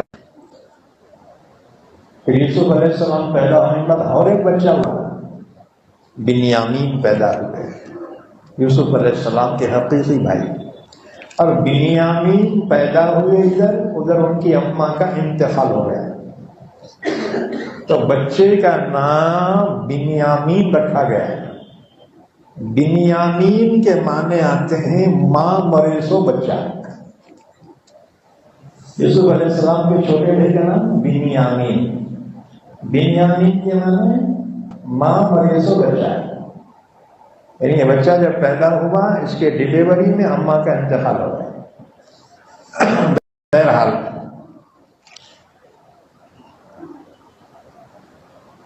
ایک اور روایت کہ اللہ تعالیٰ نے یوسف علیہ السلام کی والدہ کو بھی بڑا حسن عطا فرمایا تھا، جو منتقل ہوا یوسف علیہ السلام کی طرف۔ اور ایک روایت، اللہ تعالیٰ نے تہائی حسن یوسف علیہ السلام کو ان کی اماں راحیل کو عطا فرمایا تھا۔ آپ کا چہرہ بجلی کی طرح سے روشن تھا، جب کوئی عورت آپ کے پاس کسی کام کے لیے آتی تو آپ اپنا منہ ڈھانپ کر اس سے بات کرتے تھے کہ کہیں وہ عورت فتنے میں نہ پڑ جائے۔ اور ایک روایت، اللہ تعالیٰ نے حسن کے 3 حصے کیے، تمام لوگوں میں 2 حصے تقسیم کیے گئے اور ایک حصہ صرف یوسف علیہ السلام کو اور آپ کی اماں کو دیا گیا ہے، یا 2/3 حسن ان ماں بیٹوں کو دیا گیا ہے اور 1/3 پوری دنیا کو دیا گیا ہے۔ اور ایک روایت، حسن کے 2 حصے کیے گئے، ایک حصے میں حضرت یوسف اور آپ کی والدہ راحیل تھی اور دوسرے حصے میں دنیا کے سب لوگ ہیں۔ اور ایک روایت، آپ کو حضرت آدم علیہ السلام کا آدھا حسن دیا گیا ہے۔ اللہ نے آدم علیہ السلام کو اپنے ہاتھ سے کمال صورت کا نمونہ بنایا تھا، اور آدم بہت حسین پیدا کیے گئے تھے۔ آپ کی اولاد میں آپ جیسا کوئی نہیں ہوا۔ یوسف علیہ السلام کو اس کا آدھا حسن دیا گیا۔ بہرحال حضرت یوسف علیہ السلام کو اللہ تعالیٰ نے بڑا حسن عطا فرمایا تھا۔ عورتیں دیکھ کر کہنے لگی، ہوش کھو بیٹھی، کہنے لگی یہ کوئی انسان نہیں ہے، ما ھذا بشرا، یہ کوئی انسان نہیں ہے، ان ھذا الا ملک کریم، یہ کوئی معزز فرشتہ ہے یہ۔ تب زلیخا کو موقع ملا، کہنے لگی قالت فذلکن الذی لمتننی فیہ، زلیخا نے کہا یہی تو ہے وہ جس کے بارے میں تم مجھے تانے مار رہی تھی نا، ملامت کر رہی تھی۔ اب دیکھا، ایک مرتبہ دیکھ کے ہاتھ کاٹ لیے، میرا کیسا ہو رہا ہوں گا ذرا سفارش کرو میرے بارے میں۔ وَلَقَدْ رَاوَدتُّهُ عَن نَفْسِهِ فَاسْتَعْصَمَا، زلیخا نے اپنے جرم کا اعتراف کرتے ہوئے کہا ہاں میں نے اس کو اس کے نفس کے بارے میں پھسلایا تھا لیکن یہ بچ گیا۔ وَلَئِن لَّمْ يَفْعَلْ مَا آمُرُهُ لَيُسْجَنَنَّ وَلَيَكُونًا مِّنَ الصَّاغِرِينَ، اب تو بچ گیا، آئندہ اس کی خیر نہیں ہے، میری بات مانا تو ٹھیک، ورنہ جیل میں ڈال دیتے اس کو، کیونکہ جیلر بھی اس کے انڈر میں تھا، اس کے بلکہ اس کے مرد کے انڈر میں تھا، لیکن وہ منطقہ کی عورتیں بھی چلاتے نا، بہت جلا کھاتے لوگ۔ وَلَئِن لَّمْ يَفْعَلْ مَا آمُرُهُ، اگر میں جو اس کو حکم دے رہی ہوں میری بات نہیں مانا انہیں، لَيُسْجَنَنَّ، ضرور یہ جیل میں ڈالا جائے گا، وَلَيَكُونًا مِّنَ الصَّاغِرِينَ، اور یہ ذلیل ہو جائے گا۔ جب جیل کی دھمکی دی عورتوں نے تو یوسف علیہ السلام نے دعا مانگی، قَالَ رَبِّ السِّجْنُ أَحَبُّ إِلَيَّ مِمَّا يَدْعُونَنِي إِلَيْهِ، میرے پروردگار جیل جانا مجھے بہتر ہے اس سے جس گناہ کی طرف یہ عورتیں مجھے بلا رہی ہیں۔ وَإِلَّا تَصْرِفْ عَنِّي كَيْدَهُنَّ أَصْبُ إِلَيْهِنَّ وَأَكُن مِّنَ الْجَاهِلِينَ، اللہ ان عورتوں کی مکاری سے اگر تو نے مجھے نہیں بچایا، اللہ کہیں میں اس گناہ میں مبتلا نہ ہو جاؤں، کہیں میں نادانوں میں شامل نہ ہو جاؤں، اللہ تو ہی بچانے والا ہے۔ دیکھو نبی کو بھی خوف ہے، اللہ کی توفیق کے بغیر کوئی گناہ سے نہیں بچ سکتا،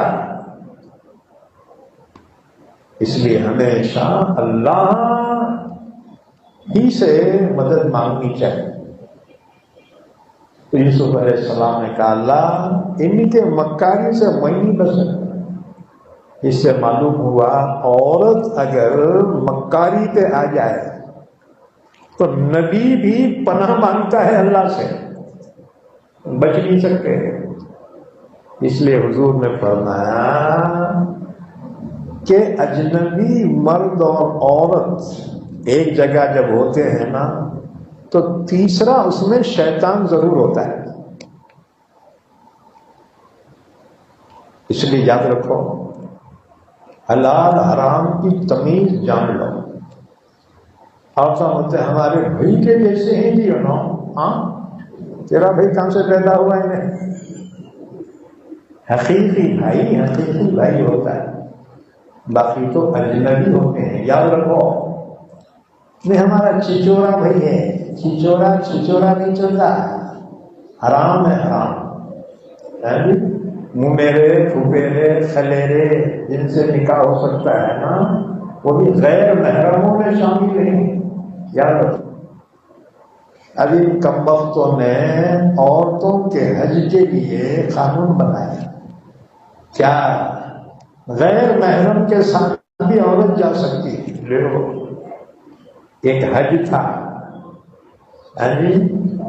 ان کم وقتوں نے اس میں بھی یہ گناہ کو شامل کر دیا۔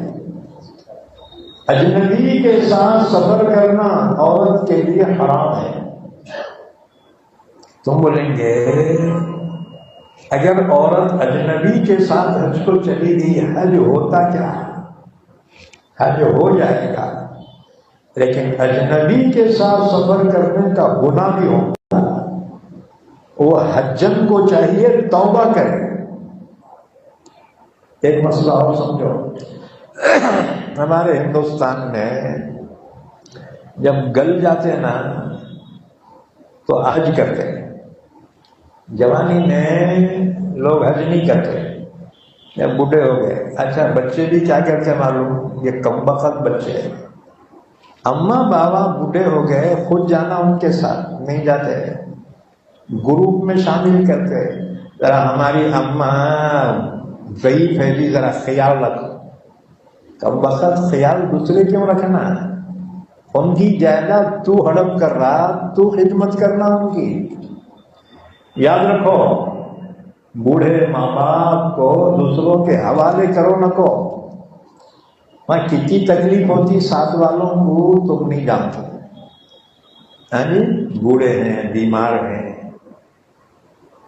چل نہیں سکتے، پھر نہیں سکتے، ضرورت کو تکلیف، کون خدمت کرنا ہے؟ تو بوڑھے ماں باپ کو حج کو بھیجنا ہے نا، جوان اولاد ساتھ میں خدمت کے لیے رہنا، کہ دوسروں کے جان پہ نہ کو بھیجو۔ تو یاد رکھو، اجنبی کے ساتھ سفر کرنا حرام ہے عورت کے لیے۔ یا تو شوہر کے ساتھ جائے یا محرم کے ساتھ جائے۔ محرم کسے بولتے ہیں؟ محرم کہتے ہیں ایسا رشتہ کہ آپس میں نکاح حرام ہو، اسے بولیں گے محرم۔ سمجھ میں نا؟ بیٹا ہے، بھائی ہے، بابا ہے، بھانجا ہے، بھتیجا ہے، یہ محرم کہلاتے ہیں، جن سے ہمیشہ کے لیے آپس میں نکاح حرام ہو، ان کو کہتے ہیں محرم۔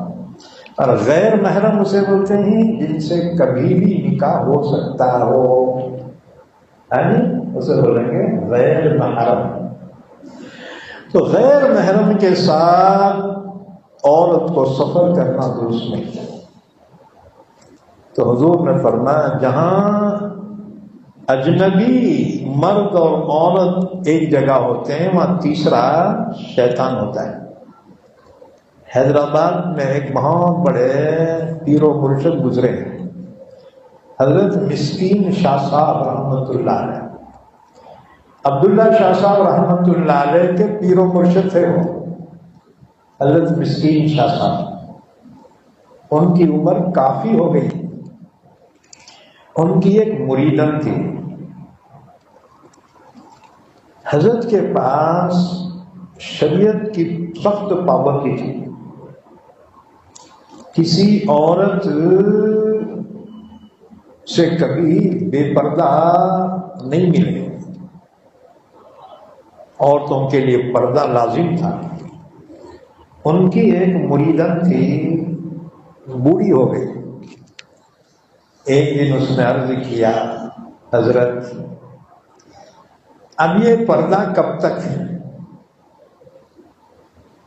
آپ بھی بوڑھے ہو گئے، میں بھی بوڑھی ہو گئی، یہ پردہ کب تک ہے؟ حضرت نے جواب میں فرمایا یہ بات صحیح ہے کہ اب میں بھی بوڑھا ہو گیا ہوں، تم بھی بوڑھی ہو گئی، لیکن حضرت محمد صلی اللہ علیہ وسلم کی شریعت تو بوڑھی نہیں ہو گئی۔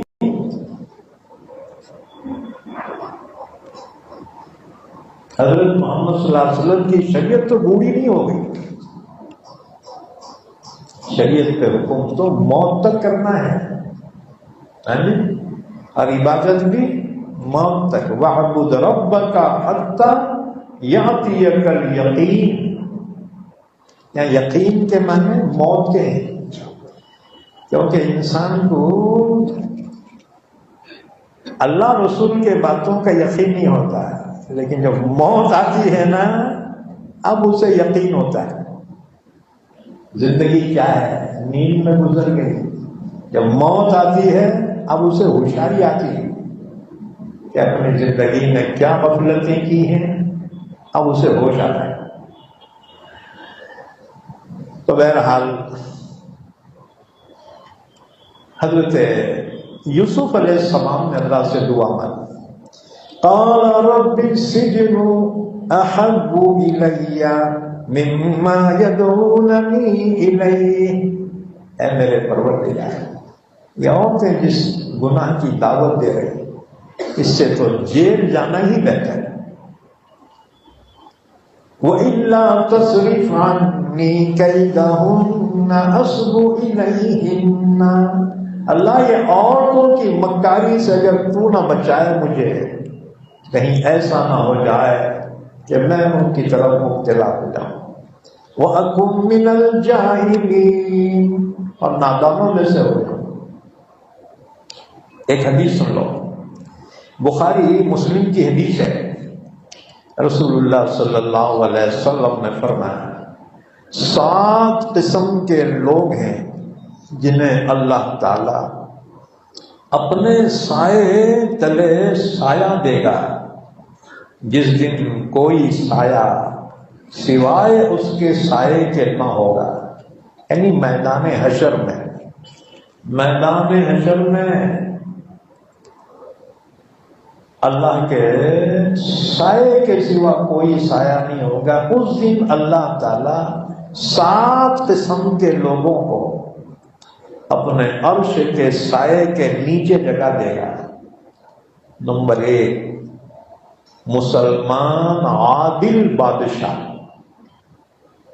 وہ مسلمان جو انصاف کے ساتھ فیصلہ کرنے والا بادشاہ ہو، حاکم ہو، وہ اللہ کے عرش کے سائے میں ہوگا۔ نمبر 2، وہ جوان مرد یا عورت جس نے اپنی جوانی اللہ کی عبادت میں گزاری ہو۔ نمبر 3، وہ شخص جس کا دل مسجد میں اٹکا ہوا ہو، یعنی جب مسجد سے نکلا تو مسجد ہی کی دھن رہے یہاں تک کہ پھر واپس آ جائے۔ نمبر 4، وہ 2 شخص جو آپس میں محض اللہ کے لیے محبت رکھتے ہیں، اسی پر جمع ہوتے ہیں، اسی پر جدا ہوتے ہیں۔ نمبر 5، وہ شخص جو صدقہ دیتا ہے اس طرح سے چھپا کر کہ سیدھے ہاتھ سے دیتا ہے تو بائیں ہاتھ کو خبر نہیں ہوتی کہ اس نے کیا دیا ہے۔ جیب میں سے ہاتھ ڈال کے نکال کے دے دو، کتنے آ گئے وہ نہ کو دیکھو۔ اب ہم جو ہے کتنے سخی ہیں، جیب میں ہاتھ ڈال کے بندے کو لے کے گھما کے دیکھتے ہیں، ایک کا دینے کا ہے، کہیں غلطی سے 2 کا تو نہیں آ رہا ہے۔ یاد رکھو، اللہ کی راہ میں دو، اللہ تمہیں دے گا۔ حضور نے فرمایا یا بلال، اللہ کی راہ میں خرچ کرتا رہے، عرش والے سے مفلسی کا خوف نہ کر، اللہ نہیں دے گا ایسا نہیں ہوگا، اللہ کی راہ میں دے گا تو اللہ تجھے اور دے گا۔ حدیث میں ایک واقعہ لکھا ہے، میدان حشر میں ایک شخص کے اعمال تولے دارے ہوں گے، ایک نیکی کم پڑ جائے گی، کتنی؟ ایک نیکی کم پڑ جائے گی، اس سے کہا جائے گا جا کسی سے ایک نیکی مانگ کے لا، ایک نیکی کم ہے تیرے کو، ایک نیکی مانگ کے لا، پھر جنت میں داخل ہو جائے۔ اب انہیں ایک نیکی کے واسطے اپنے سگے سودرے عزیز اقارب کے پاس جائے گا، ایک نیکی کم پڑی، ذرا دیو نا اماں، تمہارا بیٹا ہونا جی، اماں بولیں گی آدھے تیرے کو اتنا میں خدمت کری، میرے سے مانگ رہا، تو میرے کو دے، میں ماں ہوں نا تیری.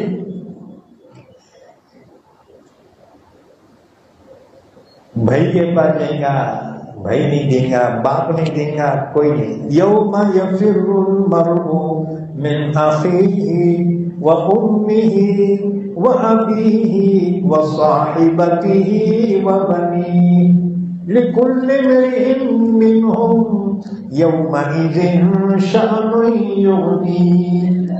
ہر ایک کو اپنی اپنی پڑی ہوگی، ایک نیکی کی کوئی نہیں ہے. پورے میدان حشر میں ہر ایک سے مانگتے پھرے گا، کوئی بھی نہیں دے گا. ہر ایک کو ہمارے کچھ کم ہو رہا، تجھے ہمارے کو دے. مایوس ہو جائے گا. اسی حالت میں واپس آ رہا ہوں گا، ایک آدمی مل جائے گا. ایک آدمی انہیں بولیں گا کیا بات ہے رے بھائی، بہت پریشان دکھ رہا ہے، کیا ہونا؟ انہیں بولیں گا ایک نیکی کم پڑ گئی. ذرا وہ نیکی کے پڑھنے میں رکھ دیے تو جھک جاتا ہے اور جنت کا فیصلہ ہو جاتا ہے. ایک کے واسطے اٹک کے بیٹھا میں، اور کوئی بھی نہیں دے رہا نیکی میرے کو، اماں بابا بھایا کوئی بھی نہیں دے رہے، بیوی بھی نہیں دے رہی. اور میں بولیں گا اچھا تیرے کو نیکی ہونا نا، چل تو بھی کیا یاد رکھیں گا، میں دیتا ہوں تیرے کو نیکی، لو. تو بولیں گے وہ نیکی دینے والا کوئی غوث خطب ابدالی چھوڑا نہیں، ایک گنہگار ہوگا. وہ پوری زندگی میں یہ کچھ نیکی کرا ہوگا انہیں بولیں گا تیرے کو ایک نیکی کم پڑی، تیرا یہ حال ہے، میرے پاس تو پوری زندگی کی ایک کچھ نیکی ہے، میری کیا کام آئیں گی؟ چل تیرے کام آ گئی نا، میں دے دیتا ہوں، میری نیکی دی جا، یا تو بھی جنت میں چل جائے. اب وہ نیکی دے دیں گا، انہیں خوشی خوشی لائیں گا. فرشتے کو بولیں گا یہ نیکی دے دو، وہ تولنے والے فرشتے کو وہ نیکی ڈال دیں گا پلڑے میں، تو پلڑا جھک جائے گا. فرشتہ اعلان کرے گا فلاں ابن فلاں جنتی ہو گیا. انہیں خوش ہو کے جنت کی طرف جا رہا ہوں. اللہ فرمائے گا اس کو بلاؤ یہاں، اس کو بلاؤ یہاں. اللہ کے حضور پیشی ہوگی. اللہ فرمائے گا کیوں رے؟ میدان حشر میں نفسی نفسی کا عالم ہے، ایسے میں کون سخی ہے جس نے تجھے نیکی دیا؟ کون دیا رے تیرے کو نیکی؟ وہ کہیں گے اللہ ایک بندہ تھا انہیں میرے کو نیکی دے دیا. اللہ فرمائے گا اس کو بلا کے لا، پکڑ کے لاؤ اس کو میرے سامنے. اب وہ ڈھونڈ کے اس کو لیں گا. اللہ فرمائے گا کیوں رے؟ یہاں ایک ایک نیکی کو بندے محتاج ہیں، تو یہاں سخاوت کرتے پھر رہا، نیکا بانٹتے پھر رہا. وہ کہیں گا اللہ ایک نیکی کم پڑی تو جنت سے روک دیا گیا، اب میری زندگی میں تو یہ کچھ نیکی تھی، اللہ میرے کیا کام آتی؟ تو میں نے سوچا میرے بھائی کے کام آئیں گے بلکہ میں دے دیا. اللہ فرمایا اچھا سخاوت میں نے پیدا کی، میں سخیوں کا سخی، سخاوت میں نے پیدا کی، اور تو میرے سے بڑا سخی بننا چاہ رہا. اللہ فرمائے گا ٹھیک ہے اب ایسا کرو، انہیں تو جنت میں جا رہا، تو نے یہاں سخاوت کی نا، جا میں نے تجھے بھی جنت کا فیصلہ کر دیا، تو بھی جنت میں چلے گئے. تو سخاوت ایسی صفت ہے.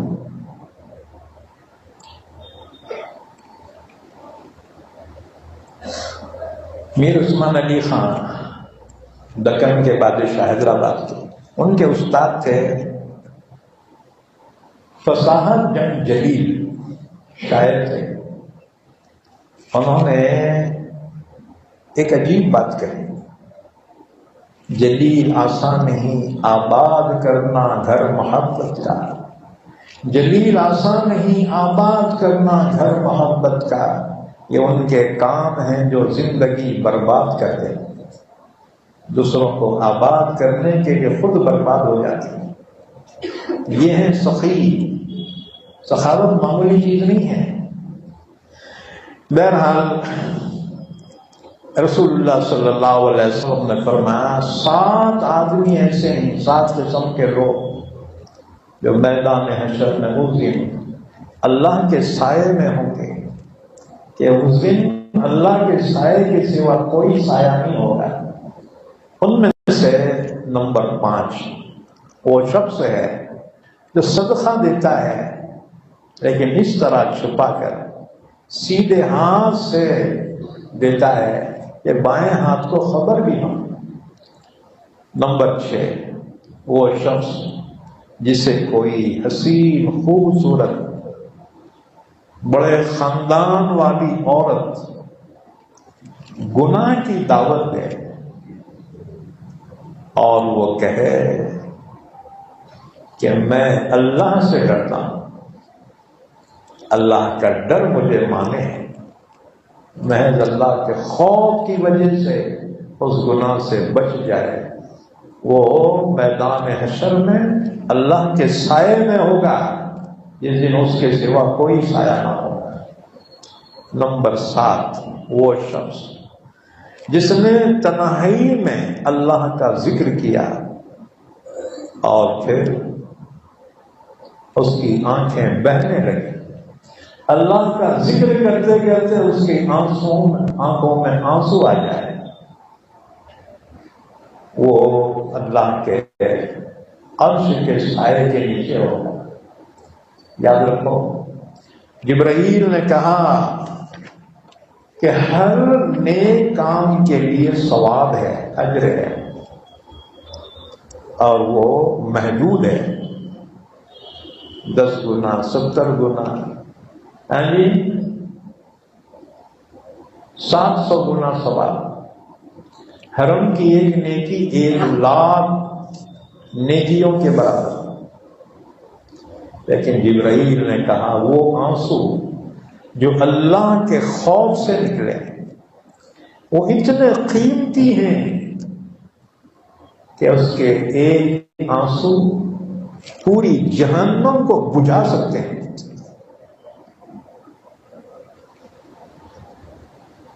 تو حضرت یوسف علیہ السلام نے فرمایا اللہ یہ عورتیں جس گناہ کی دعوت دے اس سے بہتر تو جیل ہے۔ قال رب السجن احب الی مما یدعوننی الیہ، یوسف علیہ السلام نے فرمایا میرے پروردگار مجھے جیل جانا زیادہ پسند ہے اس سے جس گناہ کی طرف یہ عورتیں مجھے بلا رہے ہیں۔ وَإِلَّا تَصْرِفْ عَنِّي كَيْدَهُنَّ أَصْبُ إِلَيْهِنَّ وَأَكُن مِّنَ الْجَاهِلِينَ۔ اللہ اگر ان عورتوں کی مکاری سے تو نے میری حفاظت نہ کی تو کہیں میں ان کی طرف مائل نہ ہو جاؤں اور نادانوں میں سے نہ ہو جاؤں۔ فاستجاب له ربه، اس کے رب نے اس کی دعا قبول کی۔ اللہ حکم دیتا ہے بندوں کو وقال ربكم ادعوني استجب لكم، تمہارے رب نے حکم کیا بندوں مجھ سے دعا کرو، میں تمہاری دعا قبول کرنے کو تیار ہوں، میں تمہاری دعا ضرور قبول کرتا ہوں، مجھ سے مانگنے سے تکبر نہ کرو۔ اب لوگ مسئلہ بتائے دعا مانگنے کا حیث نہیں، ہاں سلام پھرتے بھاگ جا رہے، ارے دعا کرو نہ رہے، دعا کا حیث نہیں حدیث میں، بھاگنے کا ہوگا، بھاگنے کی حدیث ہوگی۔ یاد رکھو حدیث میں نماز کے بعد سبحان اللہ الحمدللہ اللہ اکبر پڑھنے کا ذکر آیا ہے. اب وہ پڑھو نہیں تو دعا کرو. اب یہ بھی نہیں وہ بھی نہیں بھاگ. اور جمعہ میں تو ایسا بھاگتے دعا کے ساتھ جیسے کوئی جوتے لے کے مارا. نکل یہاں سے نکل. سلام پھیرتے بھاگ جاتے ایکشن میں رہتے ہو. جوتے بھی ایسے کیا چھوڑتے بھاگنے میں آسان اپنا ہے. اللہ کے گھر سے تمہارے کو اتنی نفرت ہے. کچھ تو بھی اللہ کا خوف کرنا چاہیے. تو حضرت یوسف علیہ السلام نے جیل میں جانے کی دعا کی. اب سوال یہ ہے ایسی دعا جیل میں جانا مصیبت ہی ہے نا جی. انہوں کھلائے وہ کھانا پڑتا اور چاول میں پتھرے ڈالتے کہتے ہیں پتھرے جی. اور مچھرا چھوڑتے تھے مچھرا ان کی تکلیف رہتی. یہ حضرت دعا کر رہے جیل میں جاتا ہوں بول کے یہ درست ہے کیا؟ یاد رکھو دو مصیبتیں ہیں ایک بڑی ہے ایک چھوٹی. دو میں سے ایک تو تمہارے کو آنے والی ہے تو پھر بڑی مصیبت سے بچنے کے لیے چھوٹی مصیبت کو قبول کرنا درست ہے. یعنی گناہ کی وجہ سے آخرت کے جہنم میں جانا ہے اور اس سے بچنے کو دنیا کے جیل میں جانا ہے. وہ بڑی مصیبت کے مقابلے میں چھوٹی مصیبت کو یوسف علیہ السلام نے قبول فرمایا. یہ ہے انبیاء کرام کی ترجیحات میں سے. اسی لیے رسول اللہ صلی اللہ علیہ وسلم نے ایک صحابی کو صبر کی دعا مانگنے سے منع فرمایا. آپ نے فرمایا صبر تو بلا اور مصیبت پہ ہوتا ہے. تو اللہ سے صبر کی دعا مانگنے کے بجائے عافیت کی دعا مانگ. یہ حدیث ترمذی شریف کی ہے. رسول اللہ صلی اللہ علیہ وسلم نے ایک شخص سے جو صبر کی دعا اللہ مجھے صبر دے حضور نے فرمایا صبر کی دعا کہیں کو مانگ رہا ہے. صبر بولے تو مصیبت اور بلا پہ ہوتا ہے. اللہ سے تو عافیت مانگ. یہ مصیبت ہی نہیں آنا. اچھا حضور صلی اللہ علیہ وسلم کے چچا ہیں. یہ طبرانی کی حدیث ہے. حضور کے چچا عباس رضی اللہ تعالیٰ عنہ فرماتے ہیں میں نے عرض کیا یا رسول اللہ صلی اللہ علیہ وسلم مجھے کوئی ایسی بات بتا دیجئے جس کی دعا میں اللہ سے کروں. حضور نے فرمایا چچا اللہ سے عافیت کی دعا کرو. کچھ مدت کے بعد پھر چچا عباس حضور کی خدمت میں حاضر ہوئے. عرض کیا یا رسول اللہ صلی اللہ علیہ وسلم مجھے کوئی ایسی دعا بتا دیجیے جو میں اللہ سے مانگوں. تو حضور نے فرمایا چچا اللہ سے دنیا اور آخرت میں عافیت کو طلب کرو. اللہ سے مصیبتیں نہ کو مانگو. ایک صحابی نے درخواست کی یا رسول اللہ آپ اللہ سے دعا فرمائیے اللہ مجھے شہادت کی موت عطا فرمائے. حضور نے فرمایا نہ اللہ سے تو عافیت مانگو کیونکہ ہو سکتا ہے اخیر وقت صبر نہ کر سکو. کہیں کلمہ کفر تکلیف کی انتہا کی وجہ سے زبان سے کلمہ کفر نہ نکل جائے اور خاتمہ کفر پہ. اس لیے اللہ سے مصیبتیں نہ کو مانگو اللہ سے عافیت مانگو. فاستجاب له ربه فصرف عنه كيدهن. تو اس کے رب نے اس کی دعا قبول کی اور عورتوں کے مکر سے اس کو پھیر دیا، بچا لیا۔ انہ هو السمیع العلیم، بے شک اللہ سننے والا ہے، جاننے والا ہے، سننے والا ہے دعاؤں کا، جاننے والا ہے حالات کا۔ ثم بدا لهم من بعد ما رأوا الآیات، یوسف علیہ السلام کی پاک دامنی ظاہر ہونے کے باوجود لوگوں کے اندر جو گوما گم ہو گئی تھی نا، بدنامی خوب ہو گئی تھی، اس لیے عزیز مصر نے مناسب سمجھا کہ یوسف کو جیل میں ڈالنا کچھ دنوں تک، تاکہ لوگ یہ سمجھے کہ خطا کار یوسف ہیں، زلیخا نہیں ہیں۔ اس لیے مصلحت کے تحت یوسف کو جیل میں ڈالا اور 5 سال تک جیل میں رہے۔ اس کے بعد ایک واقعہ پیش آیا، پھر یوسف علیہ السلام نے ایک شخص سے مدد طلب کی، اللہ ناراض ہوا اور 7 سال یوسف کو جیل میں رہنا پڑا۔ اس طرح ٹوٹل 12 سال جیل میں رہے۔ لَيَسْجُنُنَّهُ حَتَّى حِينٍ، لوگوں کو یہ واضح ہو گیا کہ یوسف کو جیل میں رکھنا چاہیے ایک مدت تک۔ یوسف جیل میں رہے، حالانکہ معصوم تھے، بے گناہ تھے، لیکن 12 سال جیل کاٹے۔ اللہ تعالیٰ نے ان کی تکلیف کے صبر پر ان کو وہ انعام عطا فرمایا کہ ملک مصر کا عزیز مصر بنا دیا۔ اللہ نے حکومت عطا فرمائی۔ اللہ صبر کرنے والوں کے ساتھ۔ ہم نے ایک رکوع اور پڑھ لیا تھا، لیکن یہاں تک ٹیم مکمل ہو کے اور زیادہ ہو گیا۔ انشاءاللہ اگلی آیتوں کی تفصیل اگلی مجلس میں ہوگی۔ اللہ سے دعا ہے اللہ ہم سب کو عمل کرنے کی توفیق عطا فرمائے۔